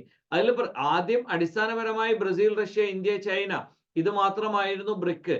പിന്നെ 2010 എന്ത് ചെയ്യുന്നത്? സൗത്ത് ആഫ്രിക്ക കൂടിയിട്ട് ഇത് ബ്രിക്സ് ആകുന്നത്. പിന്നീട് ഇത്രയും കാലം 5 രാജ്യങ്ങൾ തന്നെയായിരുന്നു. ഇപ്പം 6 രാജ്യങ്ങളെ ഉൾപ്പെടുത്താമെന്ന് തീരുമാനിച്ചിരുന്നു. പക്ഷേ ഈ പറയുന്ന പുതിയ ഇലക്ഷനിലൂടെ ഹാവിയർ മിലി ഇദ്ദേഹം US-ഉമായിട്ടും ഇസ്രായേലുമായിട്ടും വളരെ വലിയ ബന്ധം സ്ഥാപിക്കുന്ന ഒരു വ്യക്തി ആയതുകൊണ്ട് തന്നെ ഇദ്ദേഹം എന്ത് ചെയ്യുന്നില്ല? ഗ്ലോബൽ സൗത്തിന്റെ ഭാഗമായ ബ്രിക്സിനോട് ചേരാൻ താല്പര്യപ്പെടുന്നില്ല. അതുകൊണ്ട് തന്നെ അദ്ദേഹം എന്ത് ചെയ്തിട്ടുണ്ട്? ഇതിൽ നിന്ന് പിൻവാങ്ങാനുള്ള ഒരു തീരുമാനം അറിയിച്ചിട്ടുണ്ട്. അപ്പൊ അർജന്റീന എന്ത് ചെയ്യുന്നില്ല? പുതിയ ബ്രിക്സിന്റെ ഭാഗമല്ല. 2023 ഡിസംബറിൽ സംസ്ഥാനത്തെ വനം വികസന ഏജൻസികളിലും ഇക്കോ ടൂറിസം കേന്ദ്രങ്ങളിലും വിജിലൻസ് നടത്തിയ മിന്നൽ പരിശോധനയുടെ പേരാണെന്ത്? ഓപ്പറേഷൻ ജംഗിൾ സഫാരി എന്ന് പറയും. ഓക്കെ, ജസ്റ്റ് ഒന്ന് പഠിച്ചു വെക്കുക എന്ന് മാത്രം. അടുത്തത് ജീവിതശൈലി രോഗങ്ങൾ കണ്ടെത്താൻ ആരോഗ്യ വകുപ്പിന്റെ സർവേ നടത്തിയ ആപ്പ് ഏതാണ്? ശൈലി ആപ്പ്. ജീവിതശൈലി രോഗങ്ങൾ ശൈലി ആപ്പ്. പഠിച്ചു വെക്കാൻ സുഖല്ലേ? അടുത്തത്, ഈ അടുത്ത് 150-ാം ജന്മവാർഷികം ആഘോഷിച്ച സാമൂഹിക പരിഷ്കർത്താവ് ആരാണ്? വക്കം അബ്ദുൽ ഖാദർ മൗലവി. അപ്പൊ ഇതുപോലെയുള്ള ആളുകളാവുമ്പോൾ ജസ്റ്റ് എന്ത് ചെയ്യുക, ഇദ്ദേഹവുമായി ബന്ധപ്പെട്ട ഫാക്റ്റുകൾ, ഇദ്ദേഹത്തിന്റെ സംഘടനയുണ്ടോ, അല്ലെങ്കിൽ ഇദ്ദേഹം എന്തെങ്കിലും പുസ്തകം എഴുതിയിട്ടുണ്ടോ, അല്ലെങ്കിൽ ഇദ്ദേഹം എന്തെങ്കിലും മുന്നേറ്റങ്ങൾ നടത്തിയിട്ടുണ്ടോ, കാര്യങ്ങളൊക്കെ ഒന്ന് പഠിച്ചു വെക്കാം. അടുത്തത്, Reliance Jio Indian Institute of Technology Bombay, IIT ബോംബെയും റിലയൻസ് ജിയോയും തമ്മിൽ സംയുക്തമായി ആരംഭിക്കുന്ന ആർട്ടിഫിഷ്യൽ ഇന്റലിജൻസ് പ്രോഗ്രാമിന്റെ പേരാണ് ഭാരത് GPT. അപ്പൊ നേരത്തെ നമ്മൾ പറഞ്ഞു ചാറ്റ് GPTക്ക് പകരം എന്താണ് അത്, കൃത്രിം എന്ന് പറയുന്ന ഓലിയുടെ സംവിധാനമാണ്. അപ്പൊ ഇതെന്താണ്, ഈ പറയുന്ന ആർട്ടിഫിഷ്യൽ ഇന്റലിജൻസ് പ്രോഗ്രാം ഉള്ള IIT ബോംബെയും ജിയോയും തമ്മിൽ സഹകരിച്ചുകൊണ്ടുള്ള ഒരു ആർട്ടിഫിഷ്യൽ ഇന്റലിജൻസ് പ്രോഗ്രാമിന്റെ പേരാണ് ഭാരത് GPT. അല്ലാതെ ചാറ്റ് GPTക്ക് പകരം ഭാരത് GPT അല്ല കേട്ടോ. ഒരു കലണ്ടർ വർഷത്തിൽ 2000 റൺസ് എന്ന നേട്ടം 7ാം തവണയും സ്വന്തമാക്കിയത് ആരാണ്? വിരാട് കോഹ്ലിയാണ്. അപ്പോൾ ഒരു കലണ്ടർ വർഷത്തിൽ 2000 റൺസ് എന്ന് പറയുന്ന നേട്ടം 7ാം തവണയും സ്വന്തമാക്കിയ ഒരു കളിക്കാരനാണ് വിരാട് കോഹ്ലി എന്ന് പറയും. അപ്പം നമ്മളുടെ സച്ചിൻ ടെണ്ടുൽക്കറോളം പോന്നിരിക്കുന്ന ഒരാളാണ്. സച്ചിൻ ടെണ്ടുൽക്കറിന്റെ ഒരുപാട് റെക്കോർഡുകൾ തകർത്തു. 49 സെഞ്ചുറി എന്ന് പറയുന്ന ആ ഒരു നാഴികക്കല്ല് തകർത്തുകൊണ്ട് 50 എന്ന് പറയുന്ന ഒരു പുതിയ നാഴികക്കല്ല് സ്ഥാപിച്ചിട്ടുണ്ട്. MIA-യുടെ പ്രസിഡന്റായി ചുമതലയേൽക്കുന്ന മലയാളി RV അശോകനാണ്. ഇദ്ദേഹം 5ാമത്തെ ആളാണെന്ന് നമ്മൾ പറഞ്ഞു. ഇതാണ് എന്ത്, RV അശോകൻ. ജസ്റ്റ് ഒന്ന് പഠിച്ചു വെക്കുക. അതേപോലെ പോണ്ടിച്ചേരി യൂണിവേഴ്സിറ്റിയുടെ എക്സ് ഒഫീഷ്യോ ചാൻസലറായി വരുന്നത് ആരാണ്? Vice president Jagdeep Dhankhar. അപ്പൊ ഇദ്ദേഹം മറ്റൊരു എക്സ് ഒഫീഷ്യോ ആണല്ലോ. എന്തിന്റെ എക്സ് ഒഫീഷ്യോ ആണ്? രാജ്യസഭയുടെ എക്സ് ഒഫീഷ്യോ ചെയർമാൻ അല്ലേ. അപ്പൊ പോണ്ടിച്ചേരി സർവകലാശാലയുടെയും എക്സ് ഒഫീഷ്യോ ചാൻസലറായി ആരാണ് വരുന്നത്? അത് വൈസ് പ്രസിഡന്റ് VP ആരാണ്? ജഗ്ദീപ് ധൻഖർ ആണ്. അടുത്തിടെ അന്തരിച്ച ഓസ്കാർ നേടിയ കൊറിയൻ സിനിമ പാരസൈറ്റിലെ നടൻ ആരാണ്? ലീസൺ ആണ്. ഈ ഒരു പേര് ജസ്റ്റ് ഒന്ന് പഠിച്ചു വെക്കുക, ലീസൺ. ലാസ്റ്റ് ആൻഡ് ഫൈനൽ, 2023 ഡിസംബറിൽ അന്തരിച്ച ദക്ഷിണാഫ്രിക്കൻ നാടകകൃത്തും നിർമ്മാതാവും സംഗീത സംവിധായകനുമായ വ്യക്തി ആരാണ്? എൻകമ എന്ന് പറയും. എംബോങ്കനി എൻകമ. അപ്പൊ ഈ പറയുന്ന പേരും ഈ ഒരു വ്യക്തിയെയും ജസ്റ്റ് ഒന്ന് ഓർത്തു വെക്കുക. That's all for today. അപ്പൊ ഞാനൊരു കാര്യം പറഞ്ഞു, നമ്മൾ ഈ വീക്ക്ലി കറണ്ട് അഫയേഴ്സ് ചെയ്യുന്നത് കൊണ്ട് തന്നെ നമ്മൾക്ക് ചില പരിമിതികളുണ്ട്. കൂടുതൽ ഡെപ്തിലേക്ക് പോകാൻ പറ്റില്ല. കാരണം ഓൾറെഡി നിങ്ങൾ എന്തായിരിക്കും, ഈ ഒരു വീഡിയോ അല്പം ലെങ്തി ആയിരിക്കും. അപ്പൊ അതുകൊണ്ട് നമ്മൾ തരുന്ന ഹിന്റുകൾ എന്തൊക്കെയാണോ ആ കാര്യങ്ങൾ നിങ്ങൾ കൃത്യമായ രീതിയിൽ പഠിക്കുക. നിങ്ങൾക്ക് എന്തെങ്കിലും ക്വയറീസോ കാര്യങ്ങളോ ഒക്കെ ഉണ്ടെങ്കിൽ നിങ്ങൾക്ക് ഈ വീഡിയോയുടെ അടിയിൽ കമന്റ് ചെയ്യാം. അല്ലെങ്കിൽ മാക്സിമ PSC എന്ന് പറയുന്ന ടെലഗ്രാം ചാനലിൽ നിങ്ങൾക്ക് എല്ലാ ഡീറ്റെയിൽസും ലഭിക്കുന്നതായിരിക്കും. ഓക്കെ, അതോടൊപ്പം എന്തെങ്കിലും കൺഫ്യൂഷൻസോ കാര്യങ്ങളോ ഉണ്ടെങ്കിൽ നിങ്ങൾക്ക് ഈ വീഡിയോയുടെ അടിയിൽ തന്നെ കമന്റ് ചെയ്യാവുന്നതാണ്. നിങ്ങളുടെ പ്രോത്സാഹനങ്ങളാണ് നമ്മളെ മുന്നോട്ട് നയിക്കുന്നത്. അതുകൊണ്ട് നിങ്ങളുടെ പ്രോത്സാഹനങ്ങൾ നിങ്ങൾക്ക് എന്ത് ചെയ്യാം, കമന്റിലൂടെ, ലൈക്കിലൂടെ, സബ്സ്ക്രിപ്ഷനിലൂടെ, മറ്റൊരാളിലേക്ക് ഷെയർ ചെയ്യുന്നതിലൂടെ എന്ത് ചെയ്യാം, പ്രകടിപ്പിക്കാം. That's all. Thank you.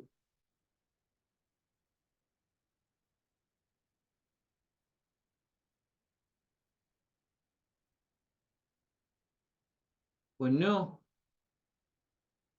പൊന്നു